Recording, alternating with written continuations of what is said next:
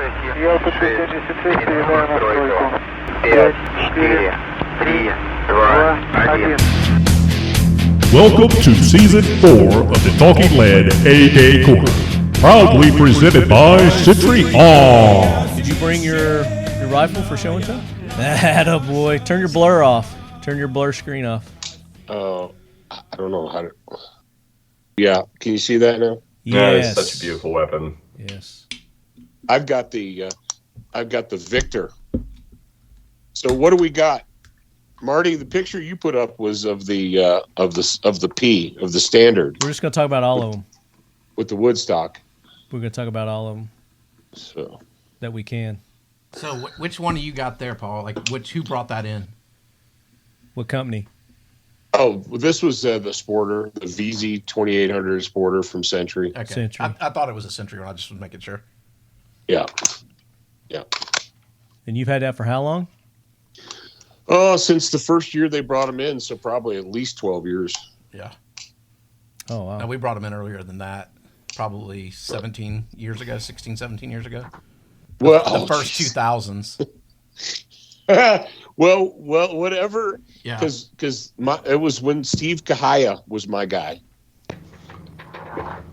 When Steve was still working for Century, and I remember going to SHOT and him pulling me in the back and saying, "Hey, check this out. Let me show you something, little girl. We've just got these in." So, however many SHOT shows ago that was, Yeah, it was 2005 and or they were 6, probably cheap too, weren't they? Yeah, they were. I mean, I think I paid like $2.99 for mine. Shit. Yeah. Missed the boat on that. I want one so bad. They shoot like shit, man. Huh? I don't care for them. I don't really like them. I don't give a shit how it shoots. I like the gun. Yeah. I mean, I have one just because I want to have one. Because I like it because of the differences of it. Yeah. People, The engineering on it. I like the engineering on it. we get it as because of what we do. We get to touch so many different things, and we have access to so many of the new things. And like people ask me like what I want, and I've probably got like 5 guns that like I actually want. Mm-hmm. That I just can't justify purchasing because I know that eventually I'll probably get one dropped on my desk anyway. You're just waiting. Yeah, that's the way I am. It's like I really want it, but if I just wait, I'll probably get it. Yeah, so like I want a VZ, I want like the Fostech Origin SBS, right? Like I want an M203. Like there's a couple. Just a couple items that I really want. Like, I have like 17 AR-15s. Like, Yeah. Done. You know how many AK-47s I have? Holy dog shit. Yeah. One or two. I feel you, Curtis. Yeah, our listeners are cussing you right now. They're like, oh, privileged. The life of the privileged. Oh, we're recording right now? Shit. I'm recording. Yeah. Shit. I'm This recording, show hasn't man. started yet. That's not fair. The show always starts. I told you I was recording. No, I must have missed that one. Oh, shit. Oh, I'm ready when you are. We're started, buddy. We have started. So, All right. Leadheads, All right, welcome to Season 4, Episode 2 of the Talking Lead AK Korner, presented by Century Arms.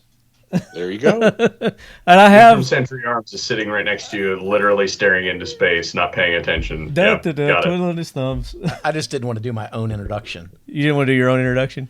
Well, that was the dramatic pause, as you were supposed to say. Century Arms. You even gave him a hand signal. I know the people on the podcast can't see that, but like he like put his hand. Well, right they in can front see of it his now, face. Curtis, because I'm videoing. That was just The my way of podcast. saying I didn't want to introduce myself. Is that what it was? So Drew, everybody knows Drew. Good buddy Drew with Century Arms joining me in studio, by the way. That's a rarity these days. Yeah, with Nashville traffic, So- it is a rarity. Appreciate you making a trip out, brother. And Drew brought some goodies for us to show off and talk about today. But the main topic of the show is we're going to be talking about the VZ-58, Czechoslovakian VZ-58. And to help us do that, I've brought in some excellent eggheads, I like to call them. We brought in a professor, and we brought in a scientist. Sweet mother of God. And dumbass Drew. and Drew. So all the way from the great state of Ohio, joining us, Curtis Halstrom with the VSO Gun Channel. Curtis, welcome in. Thank you for having me. I got the call this morning. It's like, hey, can you make a show? I'm like, yeah, fine. It's like, hey, somebody canceled on me. Can you drop in? So, I appreciate you doing that. Early. That sounds familiar. And Paul got that same call. I was like, hey, can you help a brother out? Talking about the VZ58. You know anything about it? Paul's like, I've only had one for the last 20 years, so yeah, I can do it. Yeah.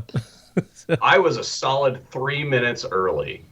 So You were early to the show too. You're anxious to talk about this VZ58. Well, see, here's the thing. Okay, you asked me, do you know anything about a VZ58? And I'm like, I know enough to know that I want one. And you're like, sold. I was like, that's enough for me. That classifies you as an expert on talking lead. That classifies as expert. Oh, yeah. you could write for many, many gun blogs as an enthusiast. Absolutely. I'm an expert enthusiast, is what I am. I'm an enthusiast. There you go. That's all you got to be. So if you're even- enthusiastic, you can talk about it. Even that though, I would say that I probably have.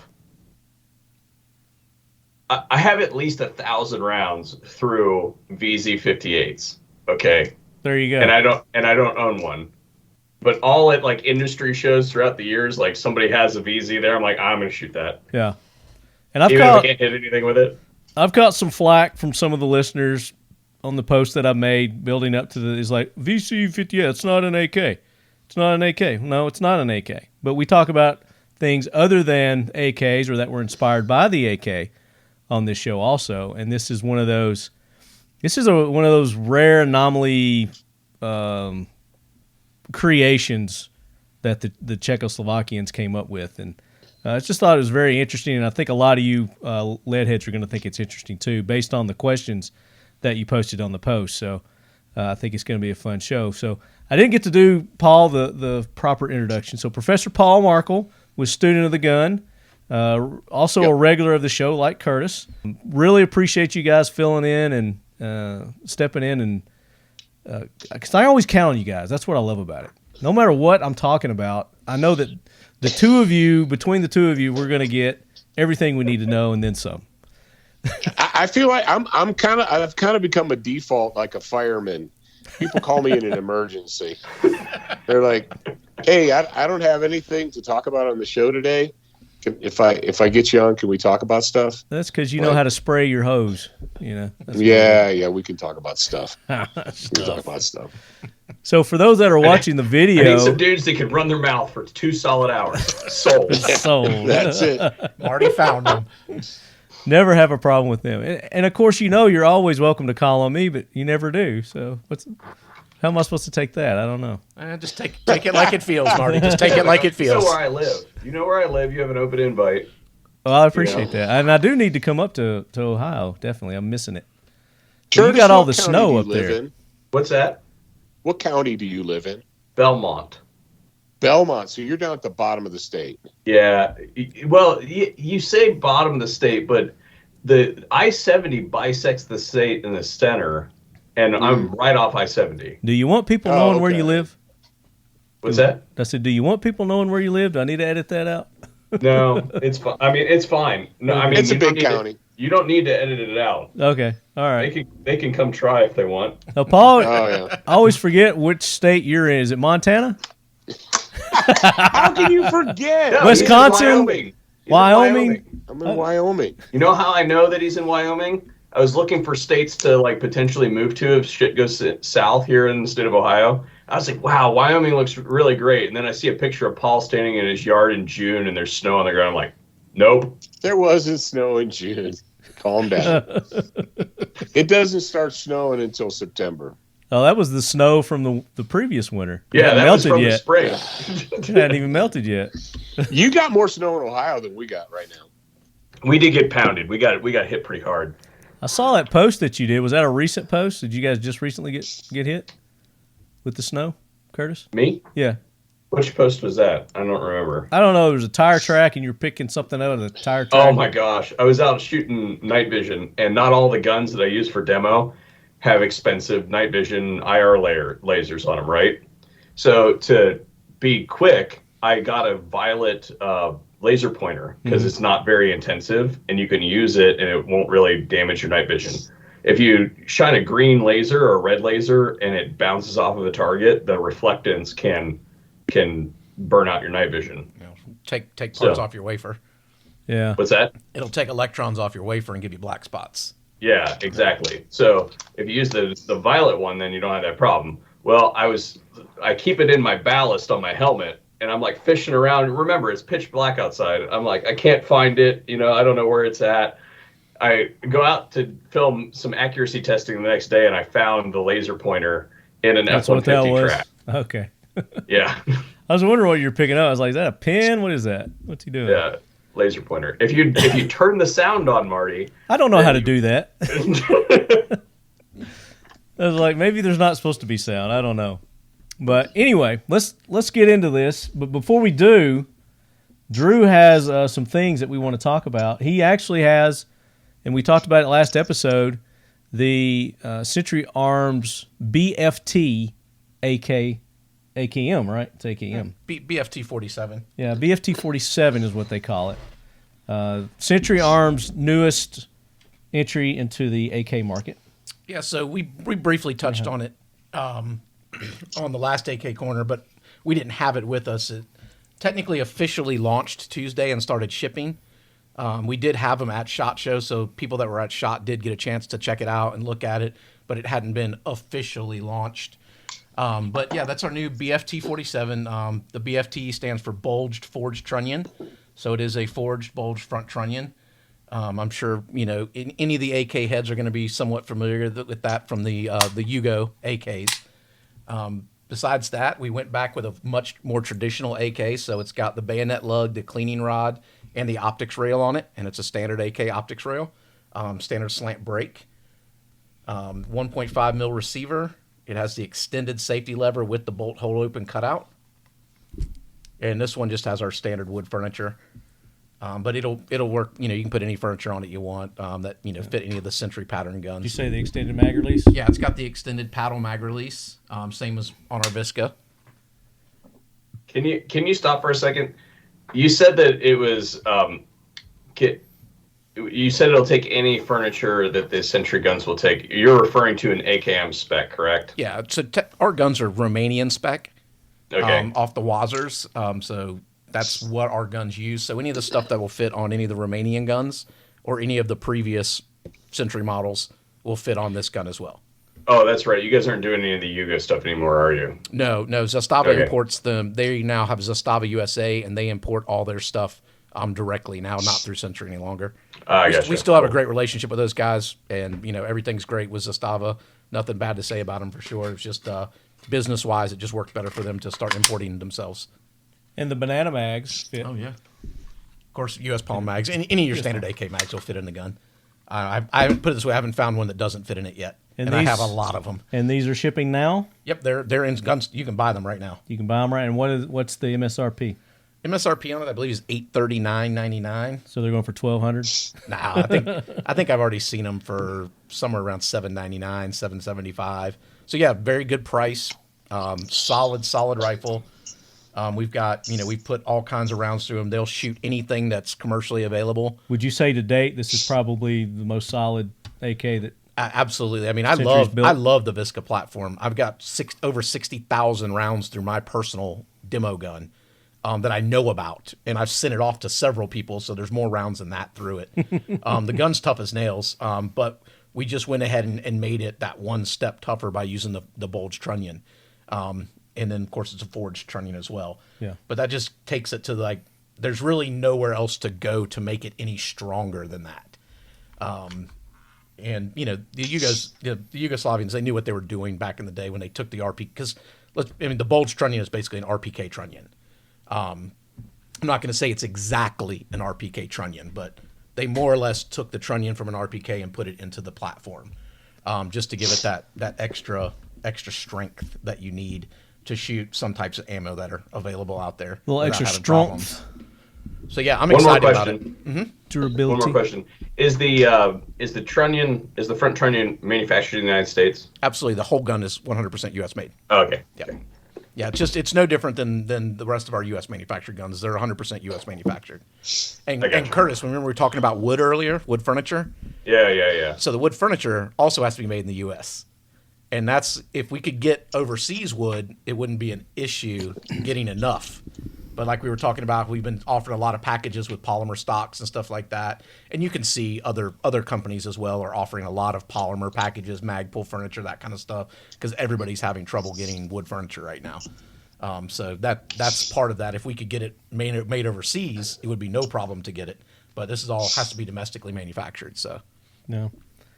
And you guys have done a special edition on the BFT, so we're gonna let's move on to that. I'm gonna pull up my screen here. So let's talk about what's going on with this. I don't know about you guys, but I know that me and Marty have done some stuff with a group called Mission 22, which is they like to bring awareness to the veteran suicide epidemic.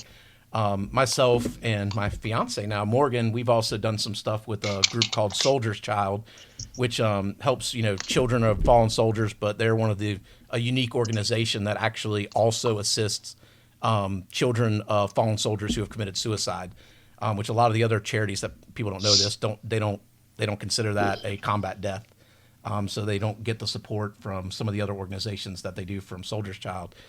So Century Arms has teamed up with the Josh Pallotta Fund.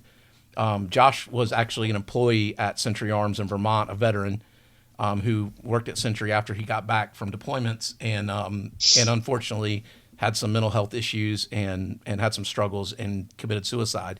So his family started the Josh Pallotta Fund and the Josh Pallotta House up in Vermont to support veterans with mental health, experiencing homelessness, just the variety of things that can come up in someone after they get back from combat and from serving overseas. And Century Arms has built 1,000 rifles for this organization to raise money for the Josh Pallotta Fund. And they are going to, you'll start seeing them. They're going to start shipping next month. So you hopefully will see them. They're going out to distributors all across the country, so they'll be available all over the place. It is the BFT-47 with a Russian red hardwood and a veteran logo emblazoned on the buttstock. We don't have a price for them or anything like that. So, but I mean, I would imagine they'll probably be in the $900 range. Yeah. And so still pretty affordable. But going for a good cause. Yeah, absolutely. So all the proceeds edition from these guns are going to the Josh Pallotta Fund. So definitely encourage people to look these guns up. Ask your local gun shop to get you one. I'm sure a lot of the online retailers will be offering them as well if you prefer to buy your guns online. But yeah, it's a BFT-47. The proceeds are going to the Josh Pallotta Fund, and it has basically just a special set of furniture on it. Very nice. And good cause. One other thing. Oh, there's more. But wait, there's more. There's more. Let me stop sharing my screen here.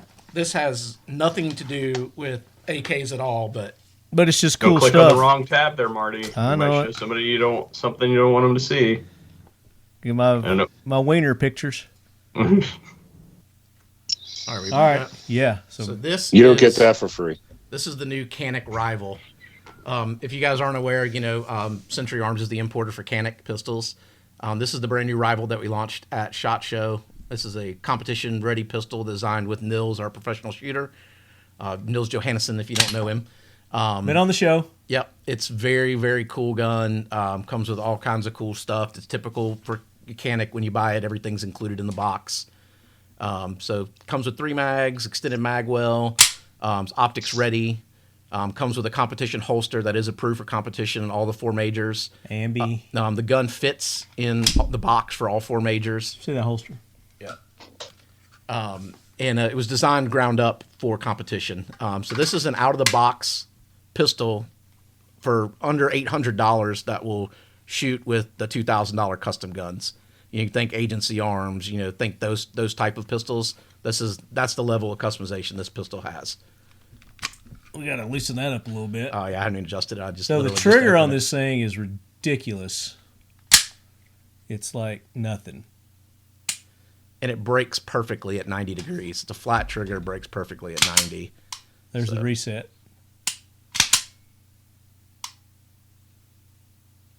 It's about 1.5 millimeter reset, 1.2 to 1.5 millimeter reset, so it's pretty short. But it's For cool. some people, that's a long pull, though. Apparently, that's a long trigger pull for some people. The comments from SHOT Show, and when the general public rolls into your booth and the things they love to say. I love the extended mag release there. That's really nice. Again, with all the other Century guns in the Mete series, it's going to come with the option for 3 different height magazine releases as well. So that's the long one. You can go to a flush one if you want to carry it. Yeah. It also comes in what's called the Canik Rival Dark Side, which is an all-black version. But the all-black version does have a different optics mount.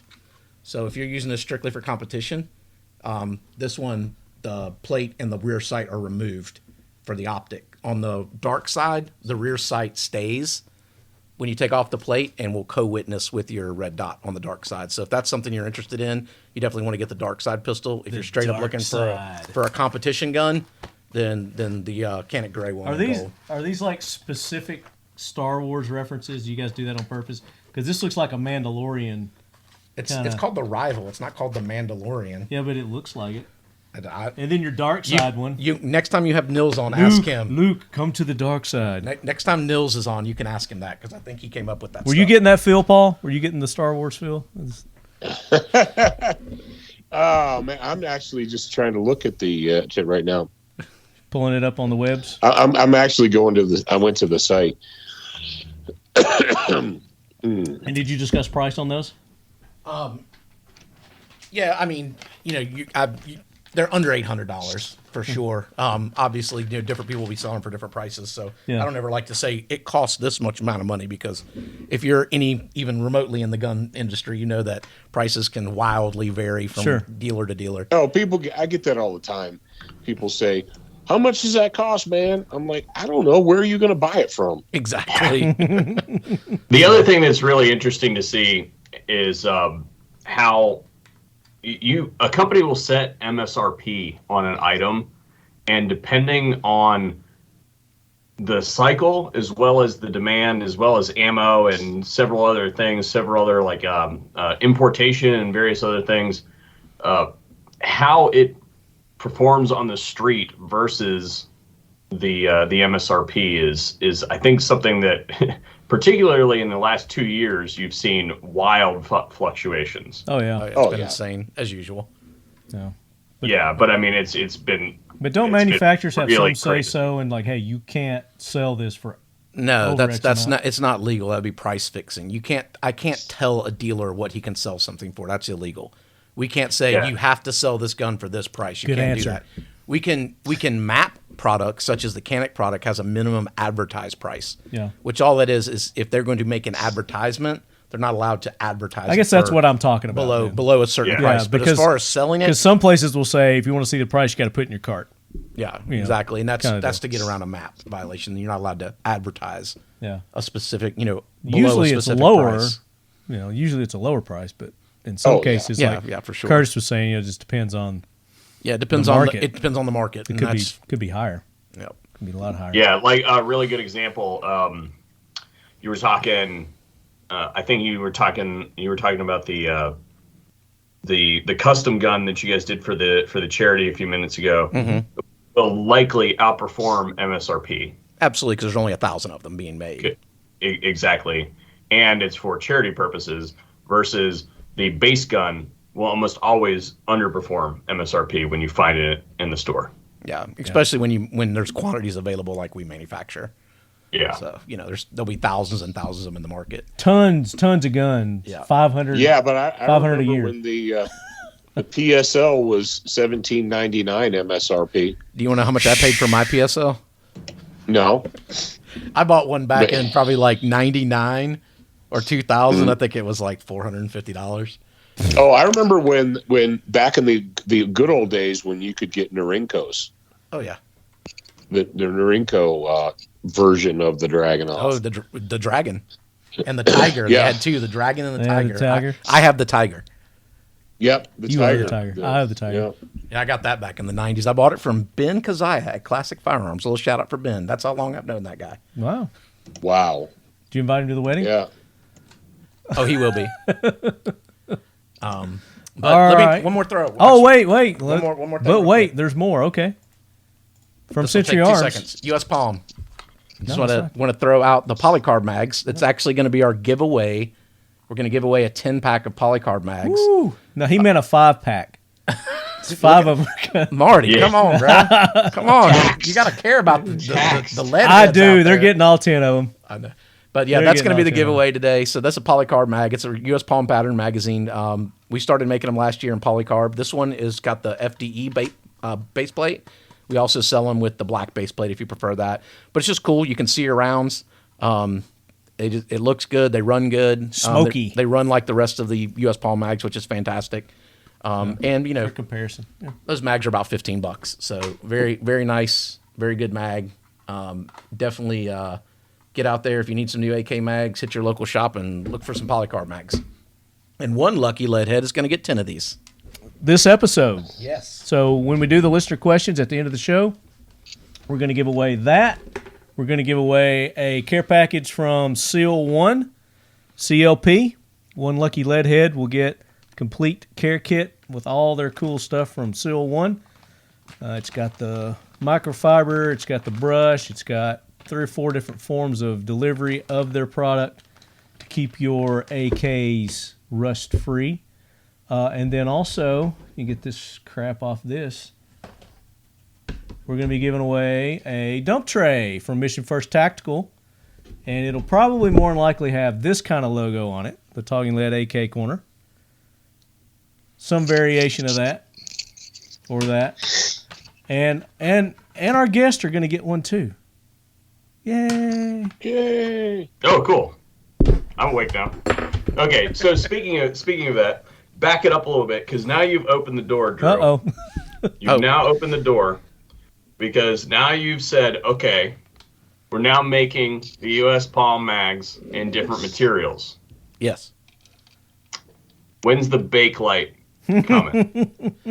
So we have the Bakelite orange colored grip. It's not made out of Bakelite, obviously. No. No, it has to be made out of Bakelite. That's never coming. illegal. That's never Not coming. gonna happen. That's not happening. I think that's illegal these days. See, a lot of people don't know that. That's what I was going for. Asbestos. You're gonna have to go to Ukraine to get those.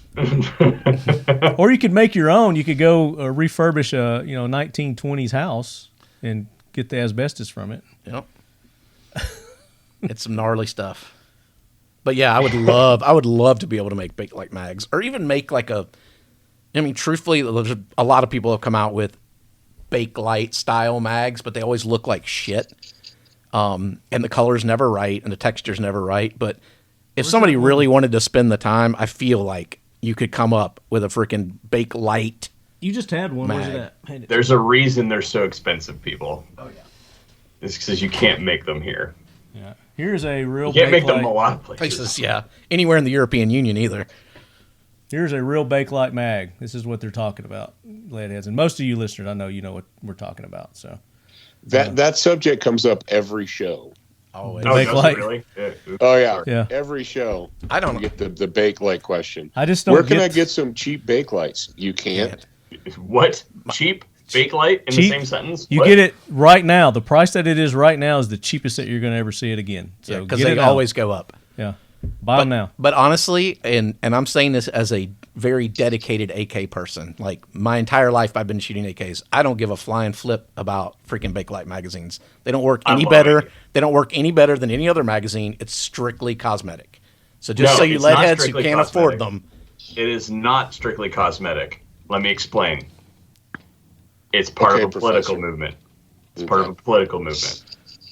It's the You get to political movement. simultaneously have your AK magazines, your 30-round AK magazines, and thumb your nose at the environmentalist movement. And the EPA, all right? Yes. How about this? How about this? For every U.S. Palm mag, I'll go rev up my V8 Blazer and puff some smoke out.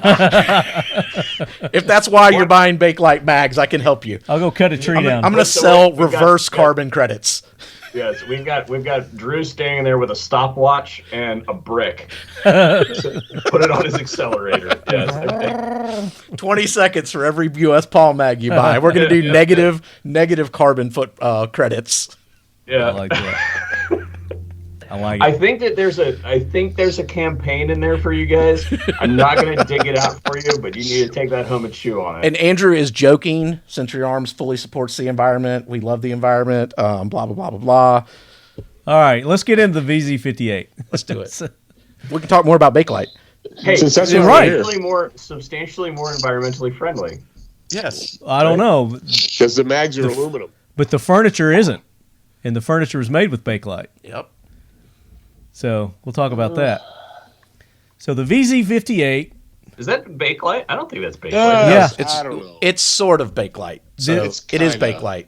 So Yours is not, Paul. Yours is wood. We'll get into it. And I'll tell Mine's you. wood. I'll tell you mine's wood. the original, the Czechoslovakians furniture is made with Bakelite, and we'll talk about that. So here we go. The VZ58. It's a 7.62-39 rifle designed and manufactured in Czechoslovakia and accepted into service in the late 1950s as the. I got to put my glasses on, Drew.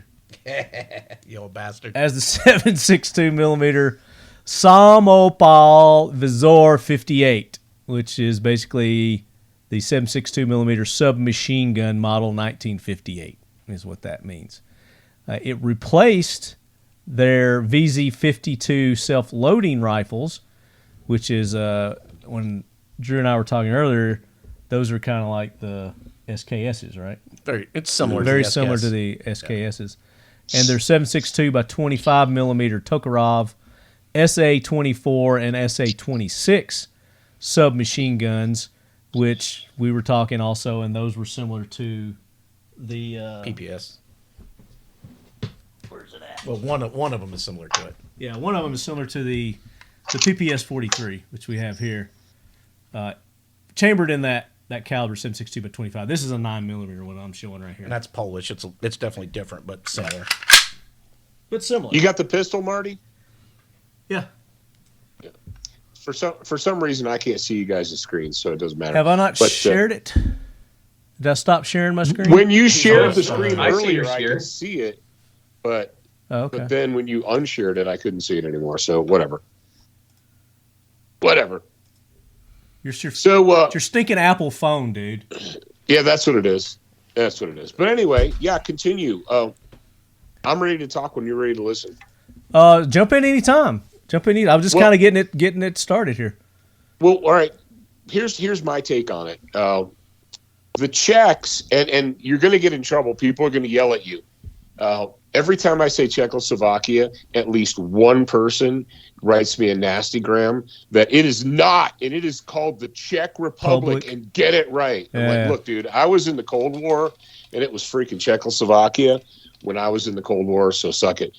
But these guns technically were made in Czechoslovakia.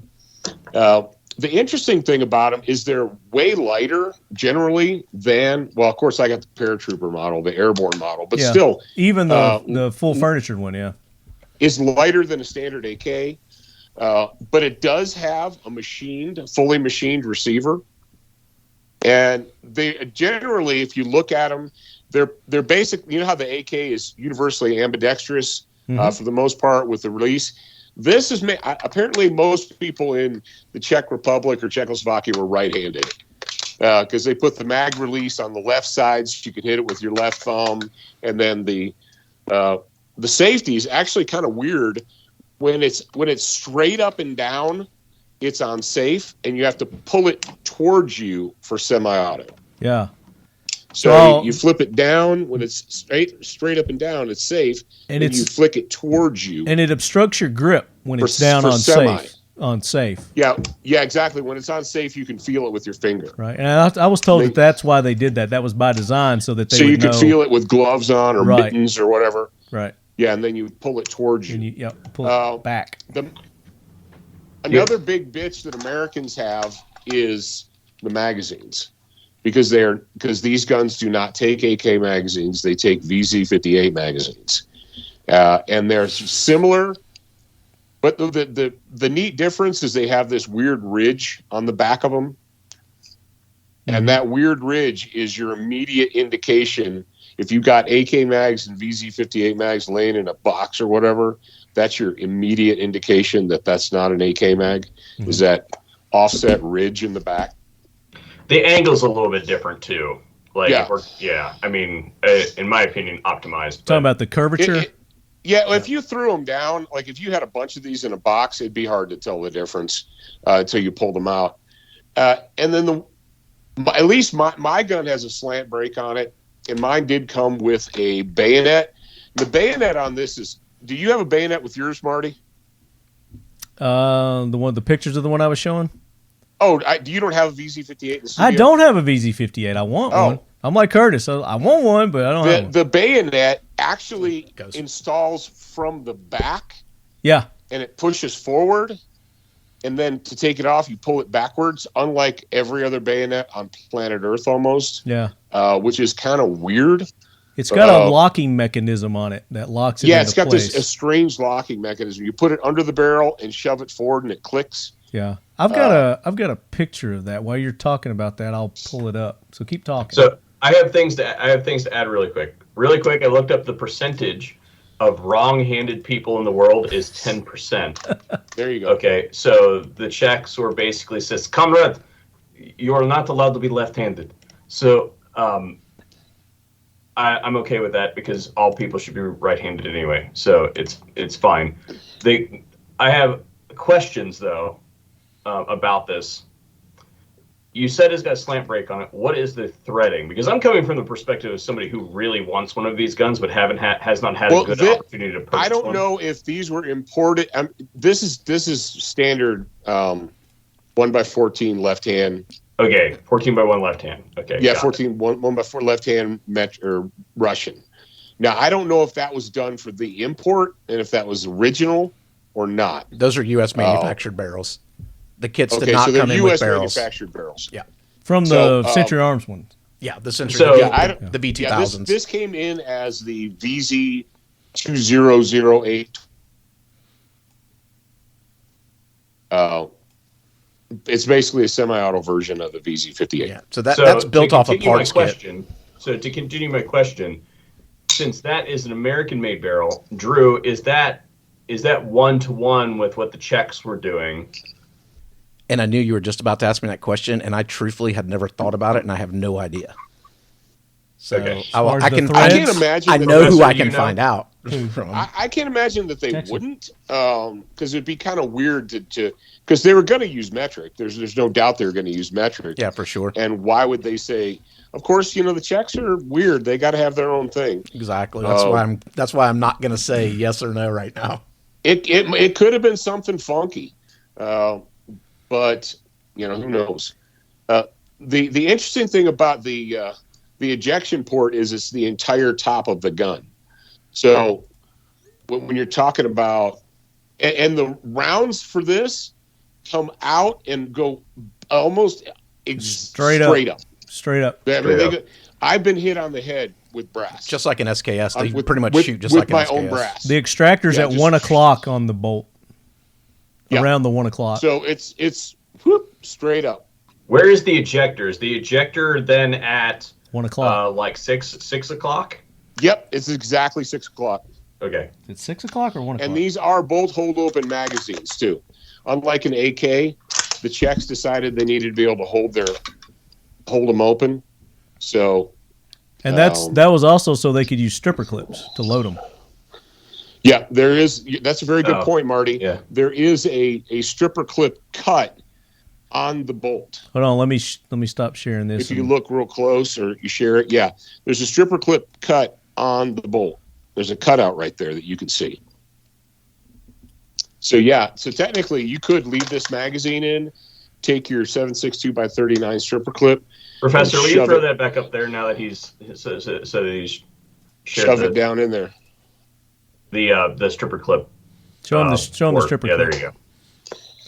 And that's a slot for standard SKS strippers.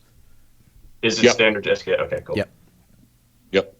That was my next question. You cut me off. I'm literally sitting here typing my questions for when I get a breath. There you go. Because that's how it happens. Like these shows take off, and I've got like 15 questions, and I'm Back to the magazine real quick too, Paul. Just so everybody knows, those magazines are also made of aluminum. So when you pick one up, you instantly know it's not an AK mag because it's way too light to be a steel AK mag. Yeah. Yeah, they are aluminium. And they're not that badly priced in the secondhand market. I mean, they're not free and they're not like, buying P mags, but they're not terrible either. So what are they currently running? Because I think the last time I bought some, they were about $29.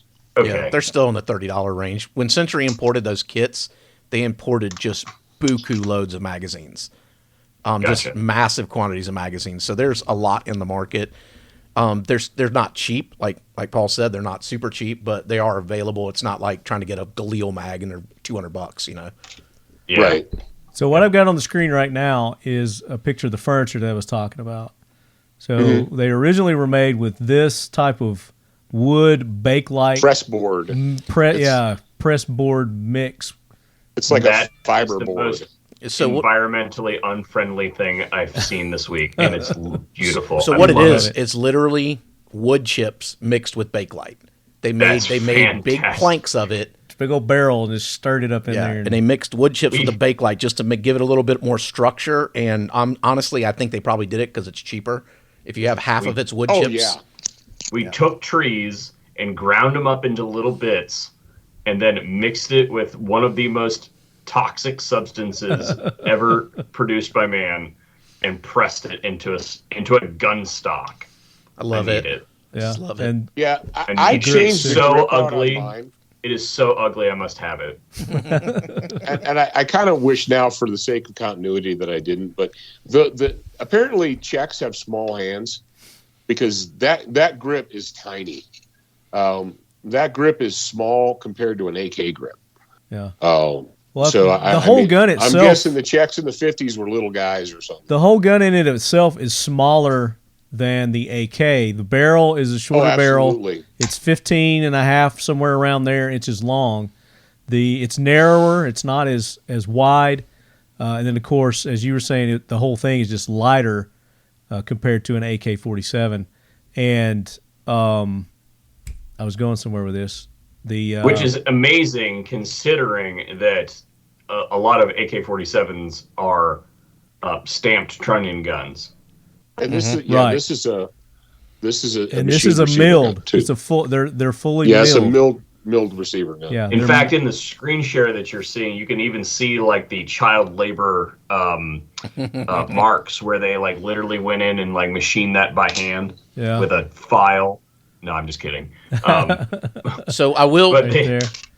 I will throw a couple things out about the barrel. One second. But I think the reason that they did this was, if you look at the rifles that they were replacing, the submachine gun and their rifle, this is a kind of a in-between size battle rifle that they came up with.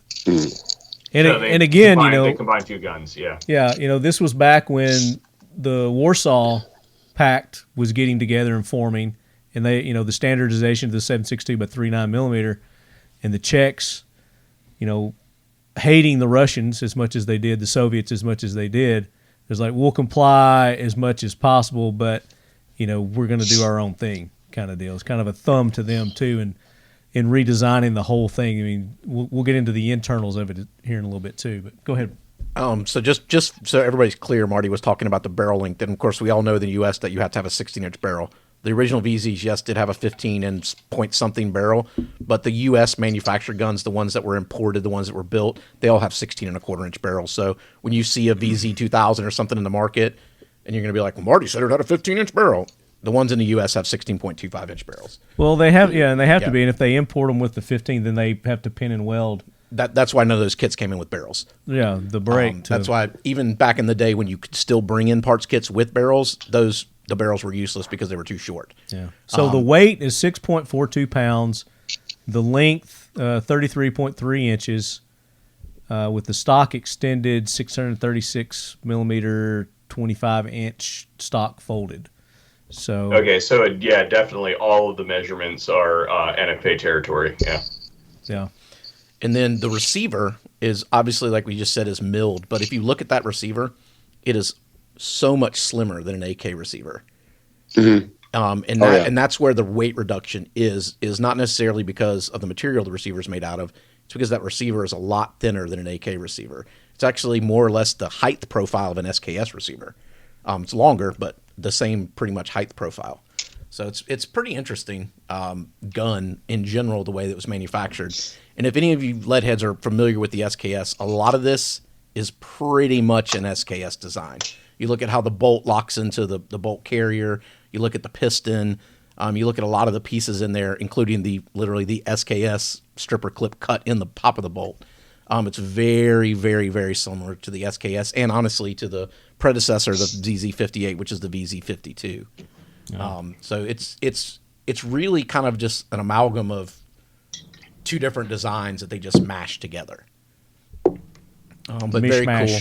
And then the history behind why the Czechs did it, it was really because of the ammunition. 7.62 by 45 was what the Czechs were using. They were not using standard Warsaw Pact ammo. This pissed the Russians off to no end, and eventually by the 1950s, they pressured the Czechs into switching to 7.62 by 39. They obviously didn't have a gun that shot it, so they had to design a new gun because they didn't want to use the standard Warsaw Pact AKM pattern, so that's where the VZ58 came from. They honestly probably would have never switched from the 52, except they had to change caliber. So it was definitely there was a lot of political pressure behind the whole reason behind the VZ58 is honestly political, and that was and look at them now. Oh yeah, absolutely. The Breno, their current rifle is NATO 5.56. Yep. So. Yeah, they're currently, but they're still using this quite a bit. But like you said, they did switch over to that. And then now the Slovakian army is purely VZ58 still to this day. The Slovakian army has there's talk of them switching over to the you just said it, Paul, and my brain went blank. The Bruno, yeah. So there is talk of the Slovakians switching to that, but currently the Slovakia, that's still their official rifle is the VZ58. Here it is. Bruno. Well, there is a lot of movement towards the like if you look even at the lineage of the Soviet rifles, they did go from a 30 caliber projectile to a 20 caliber projectile. Mm-hmm. So like there is a lot of movement in that direction because the ammunition is lighter, it stacks different, et cetera, et cetera, et cetera. There are reasons for doing that, from not only a supply issue but also an infield. Yeah, thing. Absolutely. And I think, and the only reason the Slovakian army is still using them is literally money. they can't afford to buy new ones. They're there. Yeah, they have them, and they don't have money to buy new ones, so that's what they're using. And they probably still work. So. Oh, sure they do. They're rugged critters. Yeah. So there are several. Go ahead. Oh no! What I think is interesting about the history of this is if you got Warsaw Pact on one side, mm-hmm. then you had NATO on the other side, right? And so NATO in the early 50s comes up with the 7.62 by 51 NATO, and they tell all their, so now they tell all their allies, all the signing members, hey, your battle rifle has to be 7.62 by 51 NATO. So what did they do? Well, the Belgians got hot, and they developed what? The FNFAL. And everybody's like, ooh, that's cool. And so Belgium says, we're going to license that to everybody who's in NATO. They license it to Canada. They license mm-hmm. it to Austria. They license it to the UK. There's like, what, five or six different licenses. And, of course, in South Africa. But everybody but Germany. Germany had to come up with the HK93. They had to do their own. Well, they bought it from the Spanish. Well, yeah, the Spanish, and they've been working on the SETME with German engineers in Spain. Oh, yeah. So that's my point is, so on the NATO side, almost everybody said, yeah, this FN gun, we love it. Let's all make it. Let's make license copies of it. We're all good. Then on the Warsaw Pact side, Soviet Union, they're like, hey, we got the AKM. We're going to license it to everybody.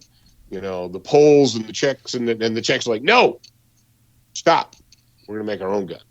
Everybody else they're like, we're just going to take the Soviet patent and go crazy. And to add to that, there was other ones that did that too. It wasn't just the Czechs. Like if you look at like to a lesser extent than the Czechs did, but like if you look at the Yugo guns, none of the Yugo pattern stuff is compatible with any of the other pattern. But it's not a drastically different design. It is, yeah, but it's still an AK. Yeah, it's still you're correct. It still takes AK magazines. But the difference is, I believe, is that they didn't want to piss in the Cheerios of Soviet Russia nearly as hard as the Czechs did. Yeah. Okay, they're like, hey, we're gonna do our own thing because we don't like you, but we don't really want you to come over here. Okay, so or they were just lazy and they didn't want to go to the extent that the Czechs did. Either that, I wasn't there. I don't know the actual extent of that. It's probably more likely their machines wouldn't do what the Soviets wanted them to do, and that's why the Yugo pattern's completely different. But it's probably just a mistake. The guy wasn't wearing his glasses that day. Yeah, that could be it too. Like literally, like you got a dude that has like an 8th grade or a 4th grade education reading. You put an 8 designs. instead of a 6 down, and you just offended every Yugoslavian out there. No, I offended people who can't see like myself. No, I'm talking like they don't listen to the show anyway. No, I'm talking. You got to remember the time period. You have to remember the time period. Oh, yeah, literacy rates in the 50s were not nearly as high as they are today. No, especially not in the Eastern Bloc. Yeah, especially in the Eastern Bloc. That's not me being mean. That's me being historically accurate. I agree. And glasses were expensive. Come on, let's face it. Yep. Not everybody had glasses. All right. I need glasses. I don't have them. I need just to read with. Shut up, Andrew. Jaeger has me convinced that I need to go get LASIK.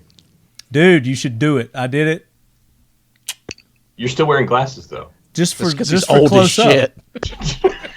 LASIK doesn't fix the close up stuff.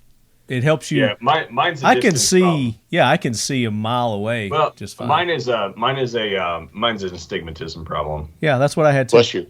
I had an astigmatism. Bless you. People had a cataract and an astigmatism. I remember when the Trigicon MRO came out. People showed it to me. They're like, "Wow, it's the greatest red dot ever! Look at how crisp the dot is." And I'm like, "It looks like shit."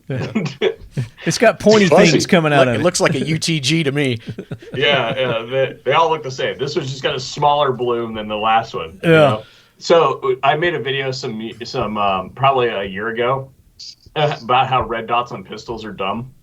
Everybody hated it, but if I'm completely intellectually honest, the reason why I hate red dots on pistols is because I can't see it. You can't freaking see. I can't see. That's the reason why I don't Not like everybody's blind like you. Well, I can tell you, LASIK's not going to help your close-up vision. So, as long as it's just for the far away, and they can do something where one can focus closer and the other does that, and that's what they did on mine. So, Can they fix astigmatism though? Because Yeah. that's the real problem. yeah, Okay. yeah, that's what they did on mine. Yeah, I mean, Like I roll up to a stoplight at night, and it's just like it's like a Jim Henson light show, man. Yeah. Like Wait until you get it done. it makes it a lot better. It doesn't completely take that away, but yeah, it makes it a lot better. It's a world of difference. It's like a whole new world. We really went down a rabbit hole with this one, Marty. Even for Talking Lead, this one's way out. Back on track I'm now sorry, with the guys. VZ58. So what we were discussing? The barrel? No, we weren't discussing the barrel. The history we were talking about. A little bit of the why- history, yeah, why why it- they did it. why it was. And what was going on in the world. Yeah, and I think we did a pretty good job, kind of bringing that into play. So now, correct me if I'm wrong, Professor, but the long stroke piston that is in the VZ is a shorter throw than your traditional AK. Yeah, the firing impulse of this gun, if you're an AK guy and you shoot one of these, the firing impulse is going to strike you as weird. It just, I don't know, it's different. it's going to feel different to you. The fire's Not bad, completely different. Just different. The whole internal mechanism. I mean, and I've got it up on the screen right now. So the big difference that I see from someone who has some kind of background where we talk about energy distribution. In the AK, you basically have a piston that is pinned into place that wobbles around in the bolt carrier group. Right. Is the piston in the VZ pinned? No, it's not attached to the bolt carrier. No, it is not attached. It works like an SKS. No, the piston's a push rod, like a. Okay, piston, that's what I thought. Yeah, like a piston AK or a piston AR. It's free floating. It's up here, and it comes back and forth.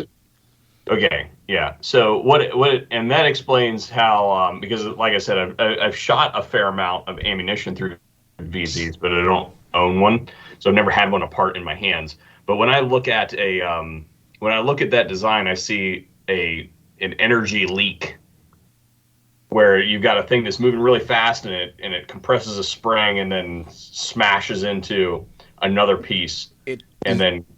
Exactly. That's exactly how it works. The gas bleeds off on a solid rod. That is purposefully inefficient. Because when you have two bodies of mass and you accelerate one and it hits another one, you have an energy leak there. And then because of that leak, your impulse is that much less than if you've got the whole thing bound together. Yeah, they bleed off way more gas than an AK does. And I know I keep bringing this up, but the reason I keep bringing it up is because it really does work the same way as an SKS. The basic function of the rod to the bolt works the same way as an SKS. The VZ does have these return springs that make it a little softer shooting. Underneath the bolt that are hooked to basically to the dust cover, more or less, and that help it. That make it go forward and make it a little softer shooting than an SKS. But you're right, Curtis. It is an energy waster. It literally just takes a rod and it hammers that rod into a solid bolt carrier, which then carries everything backwards.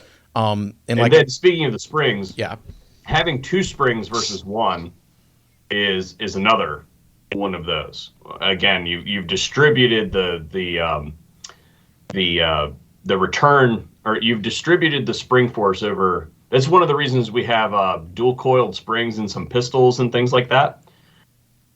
Even though that's less energy wasting than having two separate springs that are spatially distributed, you again waste energy on purpose.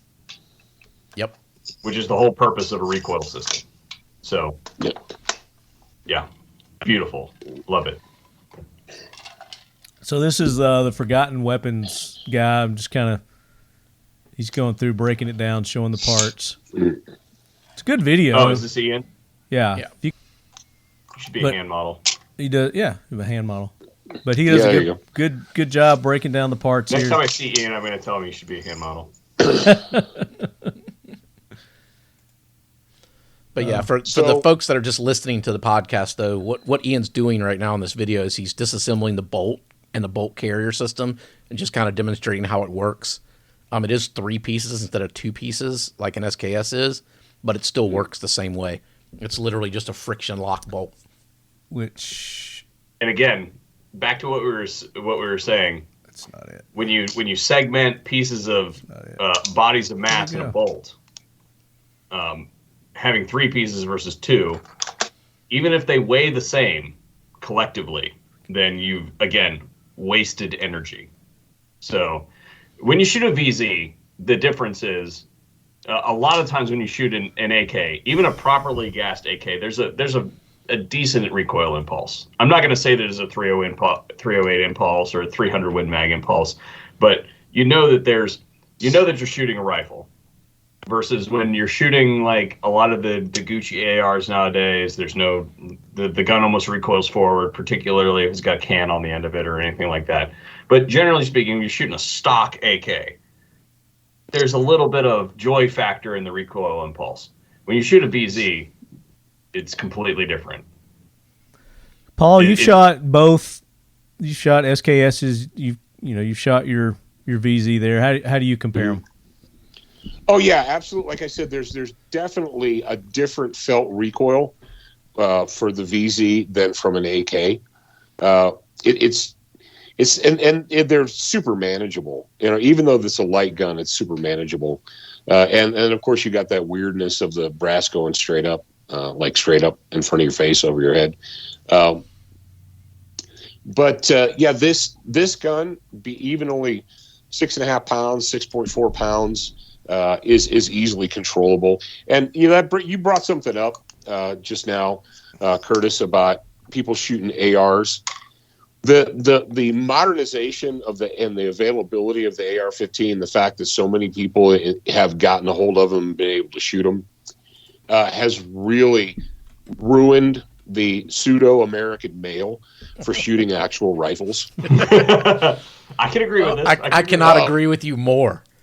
People go to your answer like, oh man, that like I had the FN, the FAL, and they're like, yeah, but man, it recoils. I'm like, no, it doesn't. You don't know what the hell you're talking about. I'm a big bore junkie. Okay, like the bigger the bore, the better in my mind. So like, I know exactly what you mean because I've handed like the whole reason I have a 50 Action Express Desert Eagle is because I like the gun to almost kick me in the face when I shoot it. Right? Like there's a little bit of an edge factor to that. You know what I mean? So, you're right in that the AR has made it so easy because it is a very linear operating system with a huge freaking spring that's tunable with different brakes or not brakes, buffers and all that sort of stuff. When you go to the rawness of something like an AK, there's an allure to that to some of us. Well, and when I grew up, when I was a teenager, a rifle was like a bolt gun. If you hit, that was in the days of the 30-06, and I shot 30-06 bolt guns, and I thought, oh man, that's a kick, and it is a kick. But today, like I said, the pseudo American males today, you give them an AK, and they're talking about the kick, and I'm like, calm down, hippie. Lean forward. The best one is when take off those fruit boots, like City Slickers out, and they show me their shoulder, and they've got like a little contusion on their shoulder from shooting like a stock AK with like a metal butt plate or something like that. I'm just like, what? They're actually showing you their shoulder. Look at my boo-boo, Curtis. Forward, hippie. Yeah, it's because they don't know how to hold a gun or shoot it. Look at my boo-boo. Lean forward, hippie. That's funny. Yeah, no, that's a real thing. That is a real thing. And that's out of 7.62 by 39. That's not even a real caliber. Yeah, I mean, the real calibers start at 308 and go up. Yeah. And now, personally, you mentioned 30-06. I really don't like 30-06, but I don't like 30-06 not because of the recoil impulse. I actually quite much enjoy the recoil impulse from like a Garand or something like that. For sure. I think I dislike 30-06 from a modernization standpoint because I've become spoiled on modern cartridges like 308. And so, like, I appreciate the lineage. But in my opinion, and this is going to get me a lot of heat, 30-06 is an outdated cartridge. Yeah. Well, look at the 7.62 by 54. Those guns, also in my opinion, is an outdated cartridge.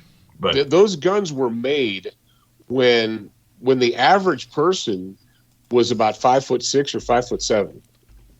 The most in the Soviet Union when they were making those, and they put a bayonet on them, the gun was as tall as the soldier who was carrying it. Yeah, the average soldier, the nose in the gun is 2/3 the height of the average Russian soldier. And that's not accidental. No. That's not accidental. And that goes back to the length of spears and things like that. But you had a guy who weighed who was a full-grown adult male who weighed $155 and was shouldering and shooting that gun. And then the Chinese said, you know what would be better? take the same action and put it in a smaller, lighter rifle. And they're like, yeah, that's great.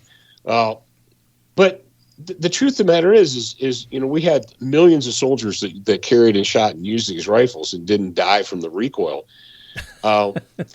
It's this He's correct. Soy-fed manginas who are like, oh, the recoil. I'm like, calm down, hippie. You never experienced recoil in your life. He's so sweet calling them hippies. What was your was it your shop teacher that told the guy that wore the Birkenstocks? Fruit boots. Fruit boots. So since we're on a caveat, like Professor, what is the heaviest caliber that you've ever fired? Shoulder fire. Oh, yeah. You're not allowed to cheat and shoot. Say, oh yeah, I shot a recoilless rifle one time. Do grenades count? Well, the heaviest one I fired. I used to fire, 84 millimeter rockets off my shoulder and 83 millimeter rockets off my shoulder. No, I did say shoulder fired. Shit. You did. Yeah, you did. Yeah, the shoulder fired multi-purpose assault weapon. So I used to fire tank killers. Now I was an R-tard and stood up and shot a Barrett off my shoulder once, just so I could say I did it. It's retarded to do it, but everybody has to do it one time. To be honest, that's not even all that bad. It's not. No, because it's so heavy and it has big springs. Yeah. In a good break. No, I've shot 338s. I guess 338 Lapua Magnums, stuff like that, in bolt guns, not in semi guns, but in bolt guns. And going back to things like 30, I've never shot any of the African hunting rifles. If you, those are brutal. I've just brutal. Yeah. The nitro mags, The 400 Nitro Express. And the truth is, I never got into that, and it's not exactly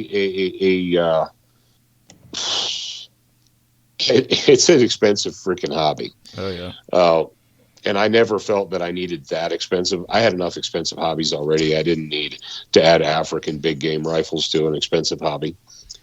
So all the big stuff I've ever shot has been military cartridges, 338s and 300 Win mags and stuff like that. Gotcha. So the biggest one that I've ever fired that wasn't I didn't get to do any of the cool shoulder fire rockets or anything. 375 H&H, and to be honest, I think you can get comparable recoil out of 300 Win Mag these days. Now, granted, 375 is its own bear, but the idea is that when you're talking about top end recoil,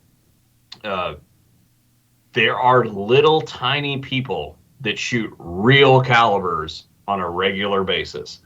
You go out in the bush with some guides in the backcountry in the savannah. They're carrying a double rifle that's in a real caliber, and it's not. Yeah, most of them have G3s. Well, yeah, that's different. Yeah. So Marty, you know little Jen. No, I'm talking like backup shot on Cape Buffalo, shit like that. Yeah. So Andrew's got a good example here. Yeah. So Jen that Marty knows her and my fiance's friends, Jen and Narissa, have a hunting TV show. They've been on the show before. Oh yeah, they have been on the show. I forgot. Yeah. Well, little Jen is probably 5'0", tiny little thing, and she whacked a hippo with a 375 H&H mag, and I mean she's small, and she had no problem doing it. Yeah. In Colombia? It's all about in Africa. Oh, in country? I hear no, in Colombia it's full of hippos. Colombia's going to open up soon. I hear that too, actually. Colombia, Tennessee? No, Colombia, South America. Colombia, South America. They're ate up with hippos down there. There's a joke in there. I'm not going to dig it out for you guys. No, seriously. He's serious. The Escobar's, the Pablo Escobar's Revenge. You're familiar with Pablo Escobar's Revenge, right? Yeah. Montezuma's Revenge. Curtis, are you familiar with Pablo Escobar's Revenge? I am. I'm not. Marty, are you familiar with Pablo Escobar's Revenge? Go ahead and lay it out for the audience. All right, Pablo Escobar was the coke billionaire and the Colombians, with our help, whacked him. And after they whacked him, they went to his hacienda, and he had his own private zoo, like most of the drug lords do. And he had imported 1 bull and 3 cows, hippos, African hippos. And they didn't know what the hell to do with them. So in their infinite wisdom, they just like opened up the gates and let them walk away into the jungle. They're like, "This, what are they going to do? Fly, be free." Yeah, fly, be free. And what no one at the time said is, that bull is going to do what nature does, and they're going to make more hippos. Yeah, but how many hippos could they make? There's no natural predators in Colombia for a hippo. There are no natural predators for a hippo, period. They're the apex. Yep. So they're breeding. And if you guys want to have some fun, look it up. They expect to have thousands by like 2050, and they're just ravaging the countryside because, believe it or not, they're not courteous. No, they're that whole I weigh a ton and have really big teeth and generally have a very uneven temperament thing. Oh yeah. So they don't know what to do, and they're, of course, and Colombia has hippies like we do. They have these fucktards that are like, "Oh, we can't kill them. We have to trap them and neuter them and so forth." And apparently, the first time they tried it, the hippo woke up halfway through the procedure and went ape on everybody. Fucking and idiots. it's like How many people did it kill? Yeah. Yes, and it's like $50,000 per hippo to do that. And then the vet that they got, if you read the first one, the first time they tried that, the vets are like, "How do we do this?" Because they retract their genitals. So they didn't even know how to do it, and they weren't even sure if it was going to work. It's so retarded. And the most obvious solution is to get gringos to pay you $10,000-$20,000 a pop to go on a hippo safari in Colombia and spread the money out amongst the villagers. Everybody's happy. But no, they can't do that. We can't just shoot them. So there's a caveat there into regulated hunting, like in Africa and now I guess in Colombia. Hopefully, the amount, yeah, hopefully, the amount of money that is generated from particularly well managed populations, like if you want to go over and shoot a lion or something like that, the amount of money that is generated off of that lion hunt funds the conservation efforts. All of them, I don't actually know if they eat lions, but if you shoot like a Cape buffalo or something like that. Africans eat lions. Do they eat lions? Okay. African citizens They eat everything. Every protein. Yep. Yeah, okay. So I actually have problems with people eating secondary consumers, but regardless. Their choice. Yeah, it's their choice. Their choice. Better than but, being hungry. Yeah. Better than eating at each other. Yeah, no, I'm not trying to go there. If you're hungry, you're hungry. But like, No, we get you. speaking, We get you. We're this- just busting your chops. Go ahead. This is a bad thing. But Yeah. if you got nothing to eat, then whatever. But when we talk about the amount of funds as well as the you don't get to bring that meat back to the United States with you. It stays. Oh no, it stays there. Yeah. It The stays- villagers get the meat. Feeds the The villagers. villagers get the meat. It funds the conservation efforts, and usually it's only a set number of individuals that are taken out, and they're almost always towards the end of their life. Absolutely. So this is a mature animal that in the next 3 to 5 years is going to start having major health problems. And I don't know if you guys have seen this before, but animals in the wild that die of old age don't actually die of old age. They horrific, terrible deaths of starvation, injury, and disease. Yeah. And in the case of lions, they just get ripped apart by their own pride. As soon as they see the weakness in the lion, and the guys that own these properties in Africa, they know exactly which lion you're going to shoot before you ever get there. They have a list of 3 to 5 lions that you are going to shoot that are up for euthanization, There, instead of capturing that lion and putting it to sleep with some cyanide or something like that, or some other thing, they're going to let you put a 600 grain ball round in its brain, right? And you're going to pay them $80K to do it. Yep. Oh yeah. And that's what funds them hunting poachers the rest of the year. Exactly. So like that whole, and I know that we're kind of preaching the choir here, but I've had several friends that have gone over and done this. And I was actually invited to do a documentary on one. Unfortunately, COVID happened, so we didn't get to do that. But COVID, killed everything. The animals got sick. Yeah, but that whole process, like I said, they've got a list of 3 to 5 mature animals that are going to be taken out this year, and they have done this in a way to manage the resource, and it also takes that individual out of the population, so it gives other individuals the opportunity to breed. So you're raising your genetic diversity. Yeah. So there's a lot of factors. And we've done shows on this in the past. So let's get back to the VZ58. Yeah, sorry. Because we can't hunt with the VZ58 in Africa. Sure you can. You can't take down big game. You can hunt poachers with it. You can hunt poachers, You can hunt in Africa, just not. You're not going to take down a hippo with a VZ58. That'd be real hard. You could. Oh, I could. You could. It would just take you a lot of ammo. Yeah, take you a lot of ammo and well placed shots. You'd be real close to a lot of crocs. If you I don't know, man. They got some pretty thick skin too. I bet you could shoot crocodiles with it. Oh hell yeah! You think? Oh, absolutely. Yeah. Oh yeah. All day long. It'd penetrate that armor they got. Yeah, I mean you just got to hit them in the head. They've got a really hit them in the belly. They're really not that good. Like when we talk about like robustness of animals, crocodiles are not very robust animals. They're very robust, but if you shoot them in the right spot, they're not robust. I like y'all's adjectives. You can shoot them in the stomach, and you ain't gonna get it. Yeah, you got to shoot them in the head. So let's wrap up our VZ and let's go to listener questions. I got some good ones. All right. So we talked about the history, kind of where we didn't really talk variants. So there are several variants of, and I'm on the hippo page, and we got the hippo page here. How many different variants of hippos? No. There's 3 variants, three popular variants of the VZ58. And tell us what those are, Paul. Well, I can't remember if it's there's the standard wood stock Bakelite stock version, the full which is the like fixed the P. stock. Is it the P? VZ58P standard fixed stock.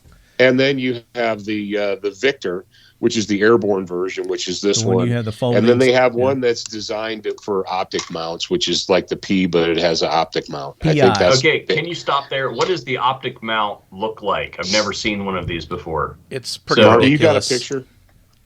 I'll find one. I think there's a picture of one on here. And it was for mounting night vision specifically. Yeah, for night vision. And just so you know, is it mounted on the rear cover then, or it's actually mounted where the pinhole goes to the back of the receiver to hold the bolt and everything in? RS Regulate makes one. You know what? Now that you mention it's on here. Now that you mention that, I have seen Scott's VZ, and I just didn't fully appreciate what it was at the time. Scott at RS Regulate, yeah. Okay, yeah. So they make one for the VZ58. I'm trying to find it here so I can pull it up. And that's actually a listener question that we're answering right now. Oh, it is. I had forgotten about that. That had to be like 7 years ago. And I did get an answer back on the thread pattern. And yes, the Czechs did pull some shit. Yes. So I'm not surprised. It was 14x1 right-handed, not left-handed. and now on the Century guns, when the original VZ parts kits and guns that Century built, we put the right hand on the original ones, but then realizing that nobody had any type of muzzle devices for them at all, we switched it to the left hand. So because the only real people are right-handed. Yeah. So they switched to the left-handed. They switched it to the left-handed threads, but a correct VZ58 right-handed, right? is 14x1 right hand. Thank you, Anthony Cuomo, up in Vermont. Anthony Cuomo in Vermont, though. Okay. Here, I found a picture of it, so I'll show you.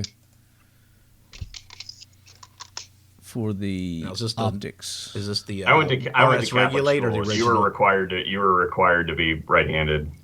No, I agree with that. If I ever have a child left-handed, I'll make it be right-handed. Yeah, people are like, I'm left-handed. No, you're not. You're wrong-handed. You just haven't been properly taught. Mm-hmm. You have not had the proper pressures applied to you. So Up until the that's not 80s, the OG. Marine Corps would not allow you to shoot a rifle left-handed. Really? Yep. That's fantastic. This is it. It wasn't until they Here it adopted is, the Curtis. M16A2 with the that they started letting them shoot front, left or right. I see. Yes, And- I've and seen this before. You could not be a machine gunner and be a lefty because you would eat all the brass. I was going to say, yeah, that'd be terrible. So there's a With the picture M16, of the you would eat Put your brass. Put your VZ58 support elbow in PI. this pile of smoking hot brass that's going to come down on the, yeah. Because like depending on the machine gun, a lot of them eject down into to one side. Yeah. If you tried to shoot it left, it would all come out into your face. Well, it depends on the gun. Here's one being loaded with a Well, the stripper clip. M60s. Oh, VZ58. Yeah, there you go. But the 249 ejects down. All Doesn't right, it? you want to get into some of these viewer questions, Marty?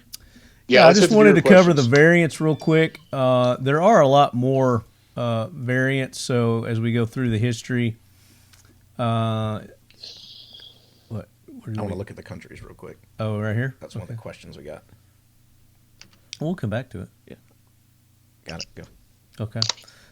So I'm on Wikipedia, and there's a list of the variants here. There's several different. There's a CZ H203 Sport semi-automatic, only variant for civilian consumption, available with either a standard 390 millimeter or shortened 295 millimeter barrel.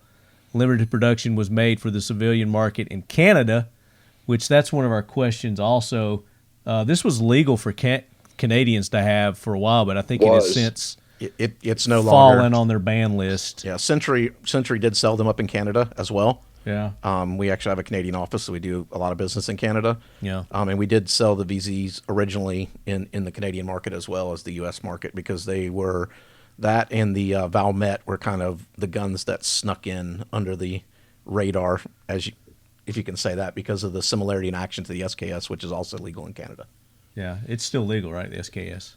No, actually, it's on the most current banned list. Is it? Yeah.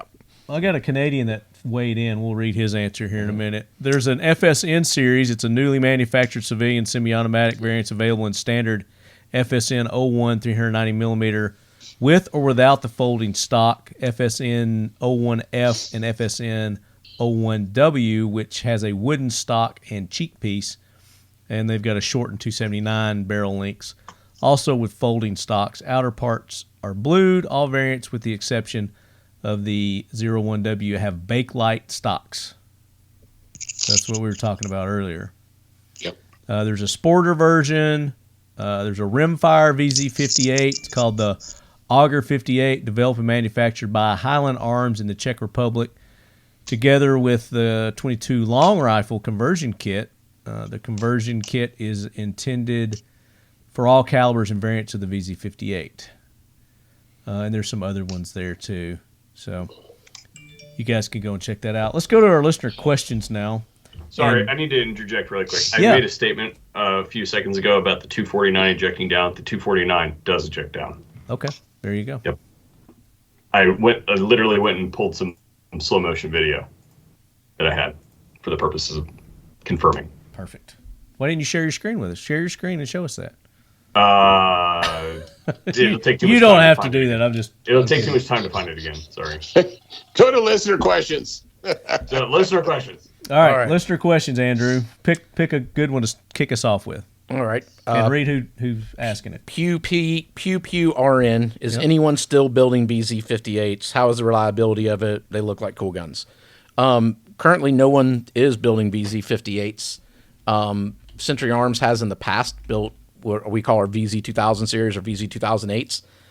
They are built off of parts kits on U.S. receivers and barrels. Currently, Century is not building those, but if we were able to get more parts kits, we would absolutely build more of those. They've always been great sellers for us, and the reliability is good. They run well. It's a gun that Century did a pretty good job putting together. So if we were to come across some more parts kits, we would certainly build more. Also, those guns are not, they didn't make a lot of those guns. I think they made something like 650,000 total ever. So there's not millions of these guns on the market. So if we do get more, we'll definitely build them out. But as of now, nobody's building them currently. All right. But can you get them for sale? Oh, yeah. People sell them on the secondary market all the time. Oh, They're yeah. expensive. Atlantic Firearms has some for sale. Cool. Somebody should literally start remanufacturing them. We have the power to do it. We have the technology. But you just don't have the quantities. That's the problem. People say that kind of stuff, but it costs so much to tool up and manufacture a rifle. You either have to sell tons and tons and tons of them, or you have to sell them for extremely expensive prices. Example, the PSL. Yep. Yeah. The reason PSLs are $2,000 is because we don't sell that many of them. Same thing with the shitty HK guns. So the one for sale at Atlantic Arms, they've got it for $1,719, and they've got one for $999, which is a standard in 2008. stock? Yeah. Really? These they're used guns. They're not new guns. Yeah, no, I wouldn't think that they were new. They got a Century Arms VZ 2008 for $999. If you want to go get that, I've seen some in different calibers also. I've seen some different caliber ones, but go ahead. What next? $999 for 2008. Yeah. Yeah. The Smith 9x39 is his name. Okay. Did any of the decision making of the design characteristics weigh more heavily on the desire to be different from an AK rather than trying to create a unique design that worked better than previous designs? So that's obviously a question that we don't really know the answer to. No. But I think that partially the biggest thing is they didn't want to use the standard design, and the movement from the VZ52 to the VZ58 was just enough to get the commies off their back. And so a little more history behind that. The Soviet Union had begun insisting that the Warsaw Pact forces standardize on a common ammunition, which we talked about earlier, the 7.62 x 3.9. As a result, the prototype known as the Kosti or Broom was designed to chamber the 7.62 x 3.9 cartridge rather than the Czech 7.62 x 45 versus VZ 52 round used in both the earlier VZ 52 rifle and the VZ 52 light machine gun. The assault rifle entered service in 1958, and over a period of 25 years, up until 1984, over 920,000 weapons had been produced, fielded by the armed forces of the Czechoslovakia, Cuba, and several Asian and African nations. Which goes to another viewer question. Did any countries besides the Czechoslovakia use that rifle? And yes, they did. They actually sold it out to several other countries that Marty just read. Yeah, Afghanistan, Angola, Biafra, which I don't think we have any listeners in Biafra. Now these are countries that have used it, not necessarily manufactured it. They didn't manufacture them necessarily, but they used them. Kurdistan, Iraq, India, Guinea, Guatemala, Ethiopia, Cyprus, Cuba. Yeah, the Cubans made them. They're going to shoot the hippos with them. That's Colombia. Yeah, not Cuba. That's an island, Marty. I know. It's a whole different place. Yeah, but he was over there too. Yeah, you missed by several hundred longitudes. Yeah. And the United States captured a few. Yeah, during Vietnam, and they reissued them to the LLRPs. But one of the cool things that I noticed when I was looking up some of this stuff, the Northern Irish Loyalist Parliamentaries had a bunch of VZ58s during all the Irish uprisings, which I thought was kind of interesting. That is interesting. Did that answer that guy's question? Yeah, I think so. Okay. Let's see. Sam Russell, 0331. So while the Czechs were butchering Markel's beautiful child, what did they get right? Well, I don't know. Lightweight? Yeah, I mean, it's a little bit of a lighter weight. Personally, the VZ58 to me is a cool gun. It's fun. It's interesting and different. But do I prefer it over an AK? Absolutely not. That's it's a little just more it's just my complicated than the not AK. necessarily complicated. Well, it has more moving parts. It does have a few more moving parts, but not Or more not a parts. ton. But it's just, to me, I don't think it shoots as well as an AK. I don't I care don't for know it as about much. that, man. Have you taken apart an AK bolt? Me? I think Oh, there's yeah. I think there's more Parts in an AK. AK bolt. Yeah. Well, There's more I'm parts in an talking AK. total, 2, 3, total 4, AK. 5. They're versus not that this. far off. They're not that far off. If I pull up this picture, Man, maybe the Google machine. Nah, it's not gonna give us. this will give me my picture. I'll share my screen. I would think there's a couple of more parts here. Screen share. Just while we're doing that, FPS Murdoch referred to it as an overpriced SKS. Ooh, so Murdoch. so Murdoch coming in hot. Holy shit. well, you guys know Murdoch, right? He's a tech Yeah, oh, responsible yeah. guy. Long But he time did right end here. it with, please don't take my comment the wrong way. I mean no disrespect. FPS Murdoch, I agree with you. It's basically an SKS. And it is expensive. Yeah. So there's the parts. So you got two springs. You've got the cover. You got the bolt. You got the linear hammer, the bolt carrier, this locking piece, the bolt, the piston spring, the piston rod, the handguard. So, looks like there's a couple of more pieces there to me. So Trigger Off asked a question that we actually answered as well, saying, just curious, Trigger Guard magazine releases are similar but different from AK. Do you know the reason why they designed it that way? Looks very biased to right-handed individuals, where AK is basically ambi. It is very biased to right-handed individuals, and it's definitely 100% designed to be operated right-handed. So there's definitely that. They don't care about the wrong-handed people. Wrong-handed people. 10% of the human race is left-handed. But the whole world has to cater to them because of that. All right. Paul knows what I'm talking about. So J. Edgar Paradox is actually asking a question about what we're talking about right now. Okay. To my understanding, the VZ58 is more complex than the AK-47 and that it's harder to clean and keep track of parts. Is there truth to this? I have never held one to know firsthand.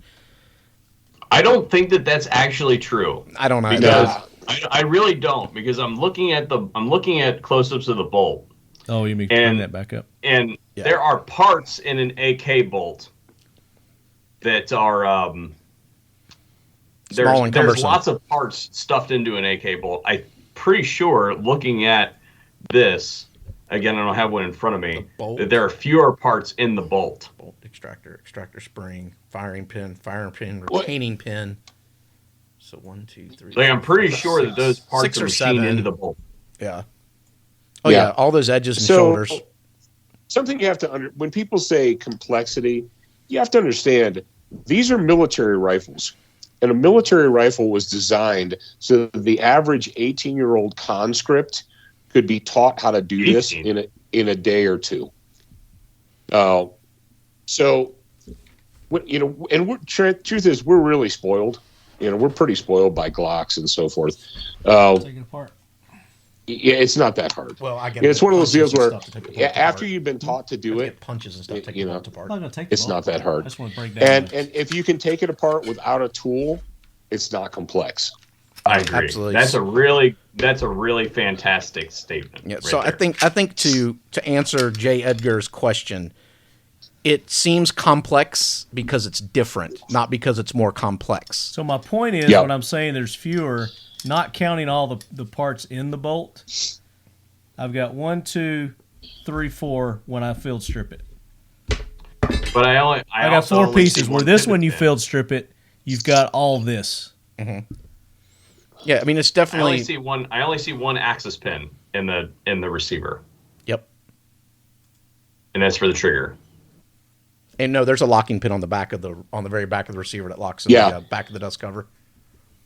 Are there that's not an axis pin. An AK? Yes, there are more steps to disassembling this than there are an AK. That doesn't make it complex. Yeah. And like I said, I didn't say it was complex. I said it was more complex. No, I'm just answering the question. Relatively relatively speaking.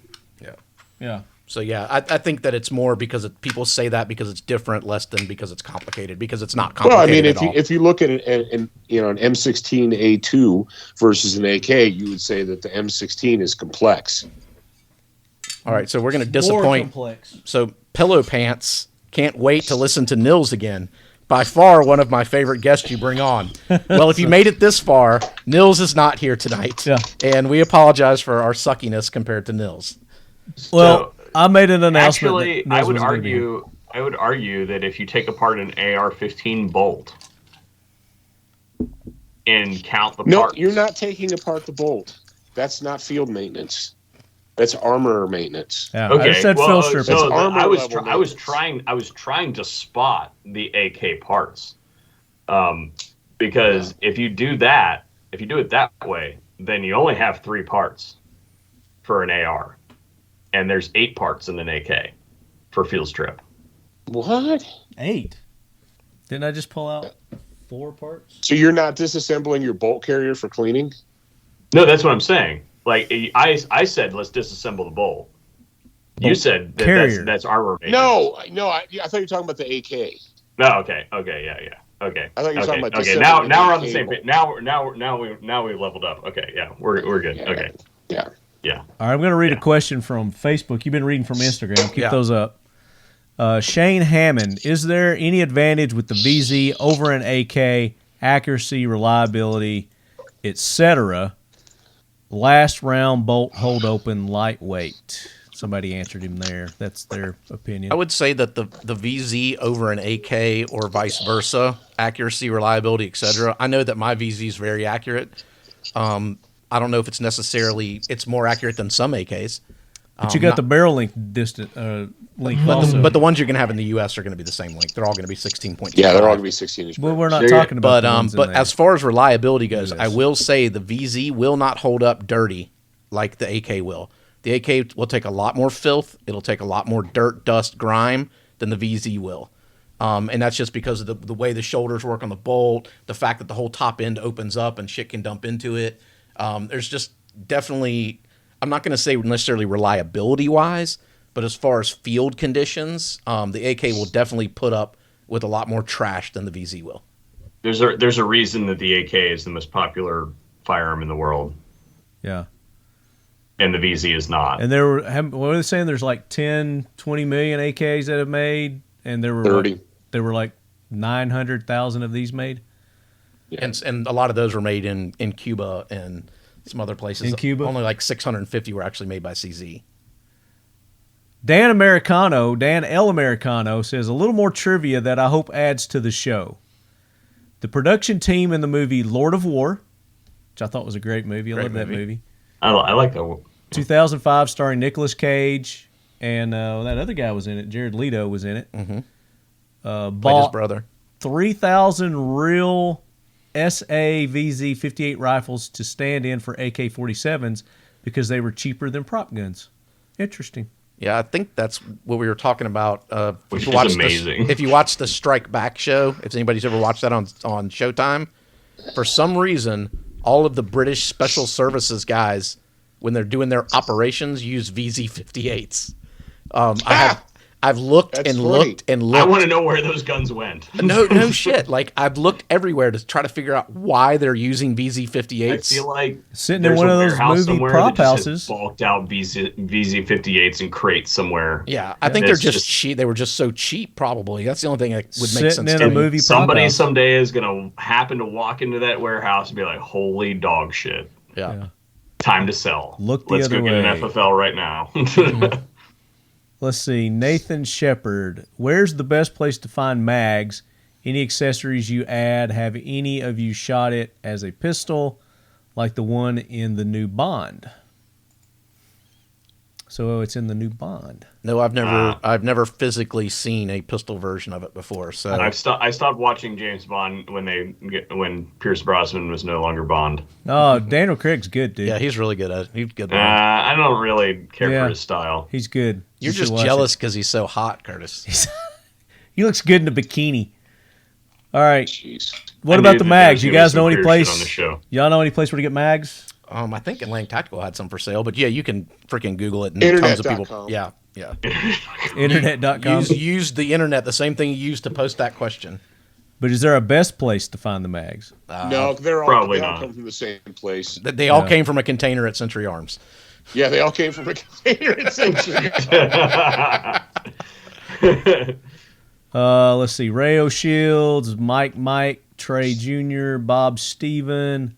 I enjoyed the AK Korner episode on competitions and want to ask, as a newbie aspiring competitor, for training and in comps, are you guys using tack reloads or running to empty and operating charging handle? That's a good question for our competitors. So next time we do a competition show, ask that, and we'll get you a professional answer. Yeah, you never run dry unless you have to. Yeah. That's the answer. On the mags real quick. The last time I bought mags, I bought them from AIM Surplus. And I just went to their website, and they've got them in stock for $20. Oh, so AIM Surplus. Cool. Yeah. What do you got over there on Instagram? You said $20? Yep. That's a good price. Yeah, that's a good price. That's a buy now. Go bomb. I got AIM Surplus. That's the best one I've got right now. They're all sold out because Curtis just bought them all. So if you want them, they're $40 now. From VSO Gun Channel. From VSO Gun Channel. Yeah, you can go over to VSOrdnance.com and find that stuff. I see Glock Gun Sales has them for $15. Even better. Ooh, wow. That's surprising. Yeah.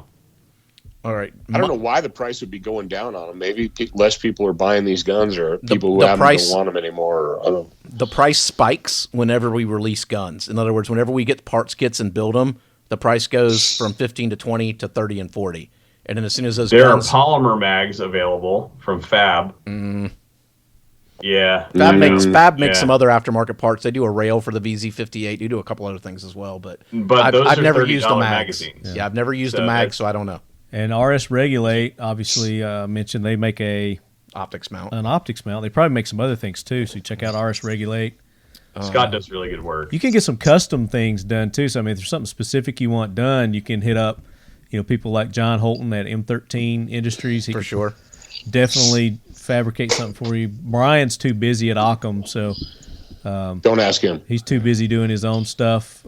Speaking of, he was supposed to be joining us also, and he wasn't feeling well. He's under the weather, but he wanted me to let you guys know you need to go check out their sights, their new optics that they've got, iron sights. They're making them for the ARs, and then they've got some other variations that they're making for some of the offhand Picatinny railed guns as well. So be on the lookout. Just go to Occam's I'm website. Surprised Brian hasn't called me yet. Huh. He was going to try. Man, leave him alone. He was going to try. Mustang Perry. On Mustang Instagram. Perry. What parts, if any, cross over between this and the AK-47? Nothing. None. Except for the ammo. That's the only thing you can use in ammo. Now, hang on. Back up there for a second. Maybe the front post sight. Paul. Front sight post? Yeah. No, I don't. It wouldn't work either. You don't think? Go back to your VZ that you got in your hand. Yeah. Is that not an after factory grip? Pistol grip. Oh, this? Yes. Yeah, I guess that is true. I did, like I said, the original grips are pretty diminutive, so I went ahead and grabbed this generic one. And does it fit perfectly? No. It doesn't fit. Dremel it. So that's a modded AK grip. Yeah, the angle's slightly different. Yeah. Okay. It works. I mean, don't get me wrong; it's not moving or anything. But see, at the base, there's actually a mounting area for the Bakelite grip, which is cut out specifically for that grip. And if you put an AK grip on it, it doesn't fit. So it's kind of a Franken thing. But like I said, and maybe I'll find it and put it back on there. Pull your trigger up a little closer. The trigger and trigger guard. Go this way a little bit. Yeah, right there. Now right there? Yeah, and then bring it in closer. Yeah, and I'll flip it to the other side. So we had, that guy that was asking the question about the single rivet. I don't think it's compatible. So just so No, the the trigger folks guard's listening to the absolutely not podcast, compatible. we're looking at the magazine release right now and showing how it's specifically on the left side of the gun, and it's not in there's the a little center. cutout in the trigger guard. Yeah. And they made There's a an little indention. indention there for a glove so you can get your finger Yeah. up in there. Yeah, there's an indention there, so you can get your Made it a little fat wider finger in there and pop it. for the mag release. Okay, next question. Yeah. I had one that made me laugh. Oh, the sling. The sling. Oh, yeah, there you go. The sling is, you can use an AK sling on the VZ58 as well. Yeah, you can use an AK sling. on it. There you go. Sling and ammo. There you go. I've already decided that this guy gets one of the prizes Okay. because it made me laugh so hard. What is it about? All right, well, quit with the suspense. I could use the laugh. Let's go. I'm trying to find it now. Oh, here it is. Wolverine 30 cal Okay. says, got mine, and the very last thing he says is what killed me. Got mine when they were cheap. I still prefer standard AK, easier to customize and get spare parts, trigger and recoil impulse, not as smooth as my other AKs. I took off the Fab Defense quad rail handguard and went back to the original beaver-barf handguards.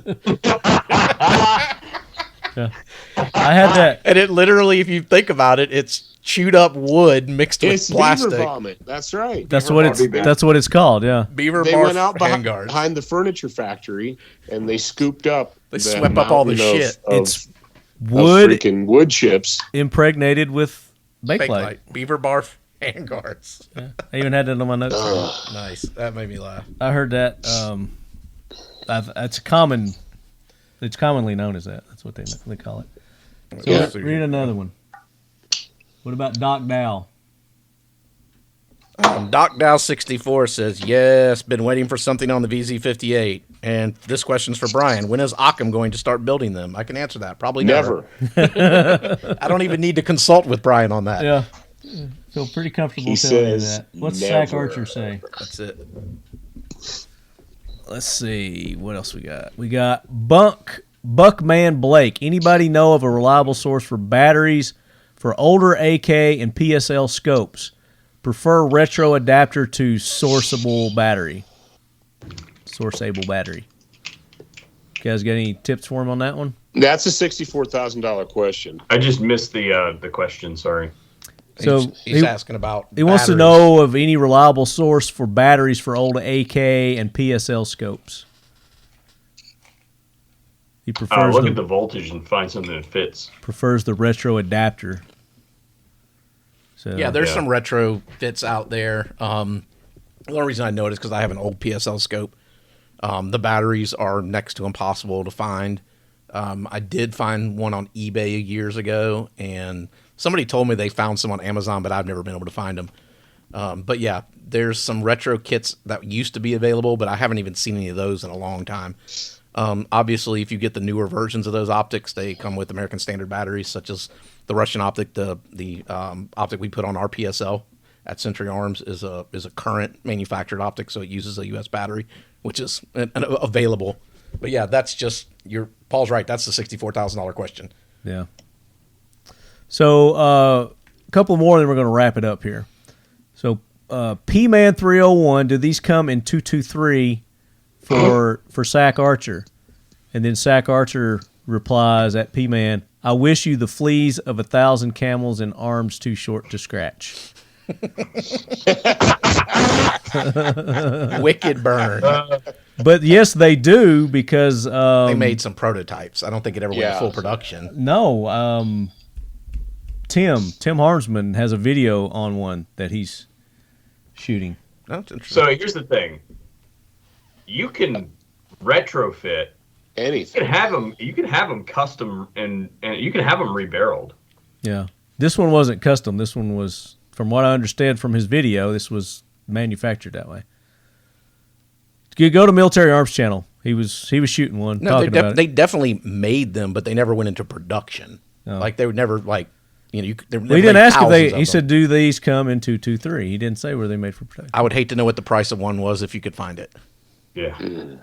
The other thing about that makes that challenging is, remember, 7.62 by 39 is the magazine. 5.56 is by what? 45. 45. Yeah. By So that 45, means 45. its length is longer, which means the magazine is not the right size. I bet you could retrofit an AR mag And into it. he was talking about the magazines too, that somebody made the magazines. Oh, That's what I'm saying. Yeah. You'd have to have either special magazines or you'd have to have some kind of STANAG adapter type thing. Yeah, it'd be something weird, but Yeah. And he mentioned about the adapters too. They made adapters. All right. So John Adams, did we ask this one? John Adams III, does Century plan to build any VZ58s in the future? And I think we did. You're like, we if we talked. get the part I didn't kits, answer his specific question, but I answered it. I early wish in the I'd show. gotten one for $500 back in the day. Don't we all, baby? Don't we all? don't we all? If we had a time machine, all I would do is go back and buy guns. You know, and then I said, I had a dude walk into my shop the other day. He wanted to know. He was talking about starting a collection for the purposes of like things that would keep or add value. And I'm like, transferable machine guns. And he looked at me like I was like at a third eyeball in the center of my head. He's like, what if I buy Kimbers? I'm like, Go ahead and get that Kimber, and then go buy you a Matthews bow right after that, and they're all going to be worth tons of money. So I posted that on my Instagram page. You're like, dude, you should have sold him every Kimber that you could have got your hands on. Oh, these things double in value in 5 years. Haven't you ever as soon purchased as a you walk Kimber? out the door, it doubles in value. Yeah, so I was like, you know what? You're right. I guess I'm too pure in one thing. One thing in my life is I can't do that to somebody, I guess.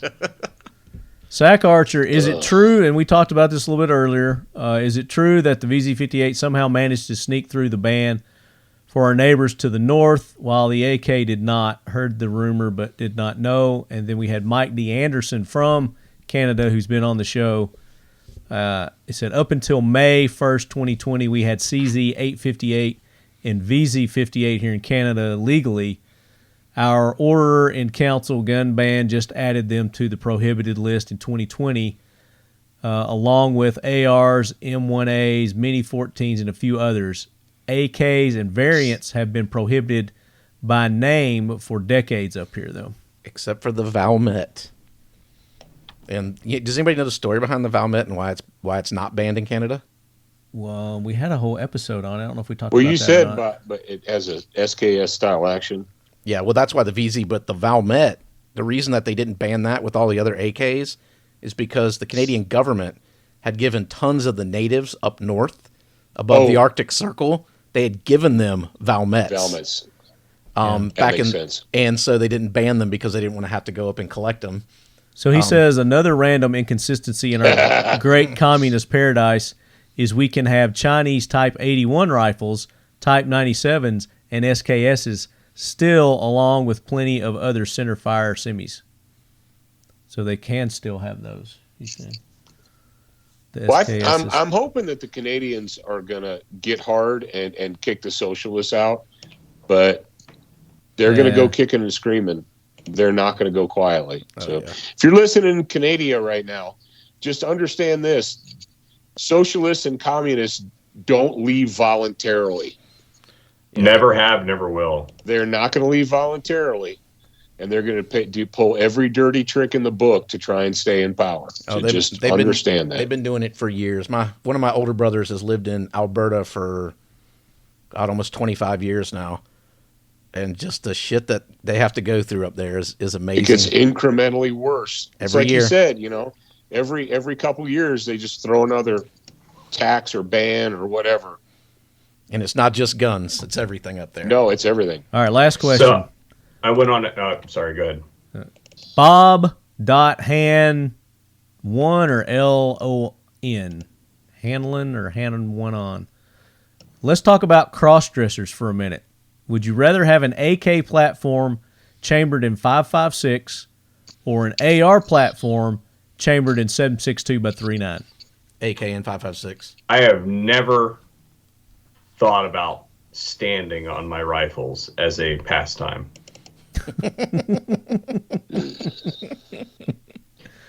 What about you, Paul? You're welcome. You're welcome. Well, as somebody that has a Galil in 5.56, I'll go ahead and say I'll go with that one. Yeah, that's a viable answer. And I think that. Wait a minute. Is your Galil original Galil or is it an Ace? It's a Century kit. Yeah, it's okay. a Galil. Because Essentially. like I gotta be honest. Have you fired the full auto Ace in 5.56? Yeah. Yep. Oh my god, I want one of those so bad. Yeah. Yeah, they're pretty It's badass. so smooth. But honestly, like I have an AK in 5.56 as well. Marty's shot it before. Yeah. But the reason that I'd say that I don't prefer that by any means, I just have one because I'm a collector.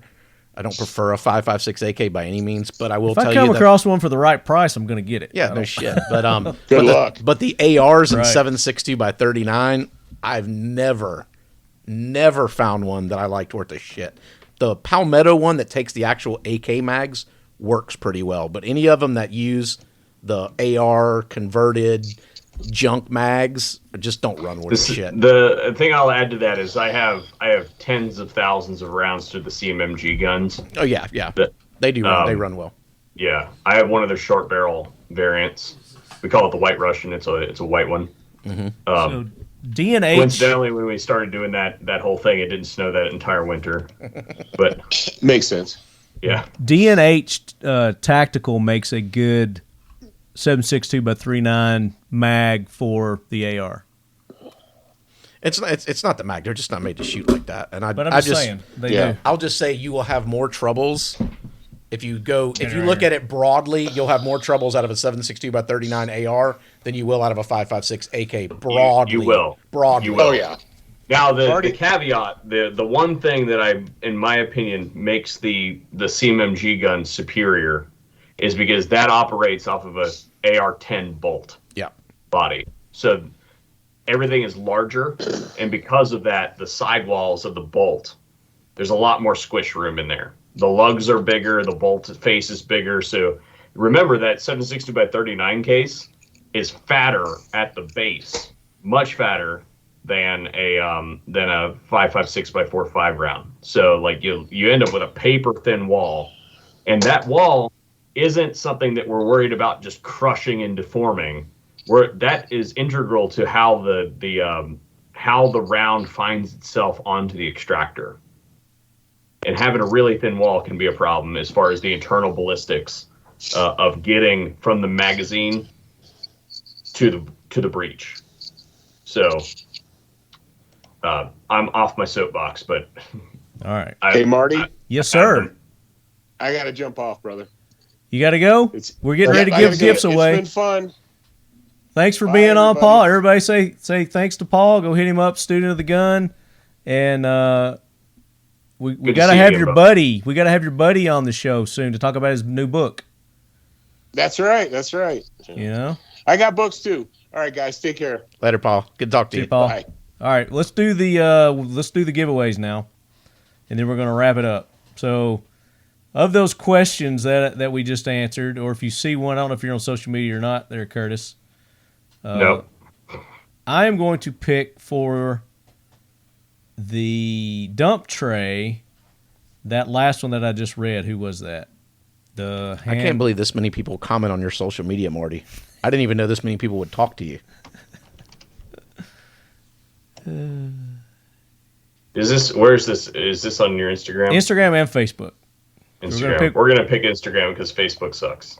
Even though I'm going to pick somebody It's- from Facebook. Here it is, Bob.Han1 on or Hanelon, whatever your name is. You know who you are. Let's talk about the cross-dressers. You're going to get a dump tray. So email me, talkinglead@gmail.com. Tell me what you won, what episode it is. And, of course, I'll need your address to pass on to Mission First Tactical. So congratulations to Bob.Hanlon. Han1 on. Who do you want to pick? Oh, I'm going to pick the beaver-barf guy Beaver-barf guy? for the U.S. Palm Mags. So Okay. And he won't get any Bakelite is that mags. Wolverine? I think that's who it was, maybe. Well, we need to know who it was. You go through there and find it. Okay. And then Curtis, pick one from Facebook. no, I refuse. All right. Pick a number between 1 and 15 to include 1 and 15. Damn, Curtis, it ain't that 11. hard. Because 11. it's prime. All right. 1, 2, 3, 4, 5, 6, 7, 8, 9, 10, 11. Bob Steven. He said, I enjoy the AK Korner episode on competitions. He's the one who acts as the new aspiring competitor. So, Bob. Oh, crap. How did I pick that one? That's ridiculous. I hate competitive shooting. You win the SEAL 1 to get you started in your competitive shooting, keep your gun clean and accurate. The SEAL 1 complete key. He's going to need that because competitive guns don't fucking work. There you go. So, shoot Drew, me an email. Drew doesn't work too well. He's like, oh my God, shut him up. TalkingLead@gmail.com. I can mute you. Truth. All right, so but I can unmute myself. That's true. Wolverine 30 Cal wins a 10-pack of U.S. Palm Mags. The new ones. The new what material those made out of? Polycarb, baby. Polycarb. See through them. See-through polycarb. So Wolverine, all you winners, shoot me an email, talkinglead@gmail.com. Tell me what you won, what episode it is, and we'll need your address to get it to you. So that does it for the episode of the VZ58. If we left some questions unanswered, we're sorry. Shoot me an email, and we'll try to get them answered for you.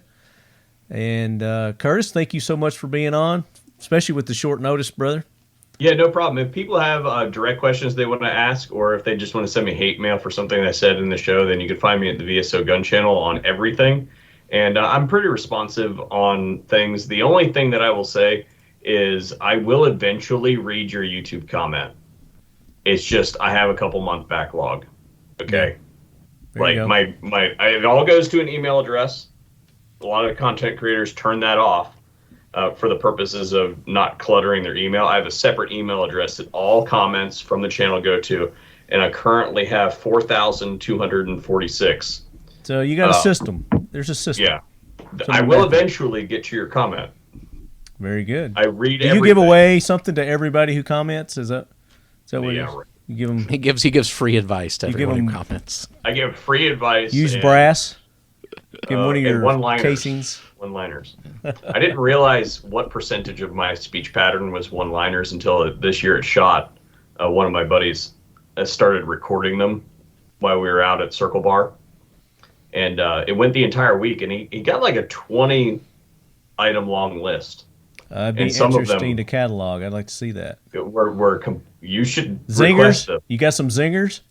There's some zingers in there, several of which are not even clean enough. Or for this show? They can't even be uttered on this show. Oh, not even on this show? Wow, that's rough. That's brutal. They have to deal with camel toes? Oh, more like moose knuckles. We're far beyond camel toes. Moose knuckles or camel toes? Far beyond that. Far beyond that. The type of stuff that gets you deplatformed. Like the kind of stuff we were talking about at in the secret VIP room at the Palazzo. Oh yeah. Oh, I remember that. Wasn't that the greatest room ever? That was a drunken couple evenings. I will tell you that. That was. You were drunk. Oh hell yes. Yeah. Marty fell asleep in the room. I was fatigued. Marty fell asleep. Drunk and fatigued. He literally he's sitting there like, he's got it, and he's sitting back in this like really roomy chair like this. He's just like. They were so comfortable. Those chairs were It was probably so like 3 a.m. If he just moved his glass over like this, he could have collected the drool running from it. Yeah. Recycled SHOT Show is a lot of work bourbon. for anybody who hasn't been. Yeah. It's a lot of fun too. So it's worth it. But definitely worth it. Big thanks to the sponsors. This couldn't be possible without them. Our presenting sponsors, Century Arms. Greatly appreciate you guys jumping on board and making Season 4 possible. And all the cool, awesome gifts that you're going to be rewarding our listeners with over our 12-episode series here. So, Drew, thank you. No problem. Love being on the show. Thank Adam for us. Maybe he'll join us one episode. Yeah, you don't want him on here. He doesn't know anything about AKs. What are you talking about? Well, it's good to get the Giants' opinion on stuff, as far as what's the latest and greatest going on. Got to make him feel wanted, He's got a great voice for radio. He does have a good voice. you got to give him a lower chair to sit in. Well, yeah. I just have to adjust the camera. He just sits on the floor. It's fine. Same thing with Brian. The first video I ever did with Brian, I stood on a concrete block. Yeah, Brian's a giant too, and he's not a small. Not only fella. tall, he's thick. He's a stout dude. Yeah. we miss him. So you guys go to Occam Defense and wish him well. Wish him to get better. So we'll have him back for the next episode. Until then, if you've got suggestions for topics, guests that you want us to have on the show, things you want us to talk about, talkinglead@gmail.com. And the only way to win is to listen. You have to participate and listen to win. So be looking for our post on social media, asking for your questions, your comments. Typically do that an episode or a day or two before we record the episode. But yeah, it's been a great show. Appreciate it. I learned a lot. So this was one of those things that I didn't know a lot about the VZ58, but it caused me to deep dive and do some research. And the more I researched it, I was kind of like you, Curtis, the more I started to like the gun itself. I was originally thinking this wasn't going to be something that I was going to really care about or enjoy. But yeah, it's an interesting gun. It's got a great backstory, great history, and I wouldn't mind adding one to my collection. So one day, maybe Century will start production again. Trust me, if we can find parts kits, we would start tomorrow. So remember the foundation that we were talking about, that Century is going to be giving away that limited edition. What is it? The BFT? Yeah, the BFT 47. The Josh Pallotta Fund. And you guys can go. Can they go to your website and link up to this? They will be able to. It hasn't technically launched yet. Was something I wanted to share with the AK Korner listeners because it's a very AK-centric thing we're doing here. But yeah, those guns will be available for purchase, here in next month. So you'll be on seeing your them. website. They'll be on our website, not for purchase on our website. You'll be able to view them on our website, but go to your local dealer to find those guns. Okay, and you can go to the Josh Pallotta. It's JOSHPALLOTTA fund.org, and you can get more information there too. Absolutely. So until the next episode of the AK Korner Leadheads, get out there and shoot, exercise your Second Amendment right, let your voices be heard, and go support our sponsors. Seal 1, Mission First Tactical, Century Arms, Occam Defense Solutions, Factory 47, Defiant Munitions. And typically the discount codes are Leadhead if they've participated, so just use the code Leadhead. If it doesn't work, let me know, and you'll get some sort of discount at all those places except Century. We don't have anything set up with you guys yet, but we'll do something. We'll get something set up. Well, that's pretty difficult to do when you're talking direct to gun because you can't really. Well, they've got a swag and stuff like that shop too. Oh, People can buy stuff too from. But yeah, gun wise, no, you're not going to get. The only person I've ever dealt with that we gave a gun discount was Nemo Arms, and I don't know if that discount code is still good, but Leadhead. Or TL10, you got 10% off, and that was any of their guns, too. You get 10% off at Nemo Arms. But I don't know if that's still active or not. Because anyway, go let them know how. All right. Well, I'm going to put in a 10% code at vsordnance.com. At VSO Ordnance? At vsordnance.com. I'm going to put it in right now for any rifle. So I'll be the second ever discount. Okay, you're going to have to you just blew my mind. What are you doing? At vsordnance.com, I'm putting in a 10% discount on rifles only on our website. So I'll be the second only ever. Nice. Leadhead is the code. Yeah, there you go. I'm going to do it right now. Excellent. Awesome. Thank you. So go to. You can't even get that discount on. You can't. My people can't even get that discount. VS Ordnance. There you go, Leadheads. So go check out Curtis's firearms that he's got there, and he'll set you up. Very cool. All right, guys, that's it. That's all I got. And till next month, be on the lookout for our next post, and I'll be looking for your emails. Out.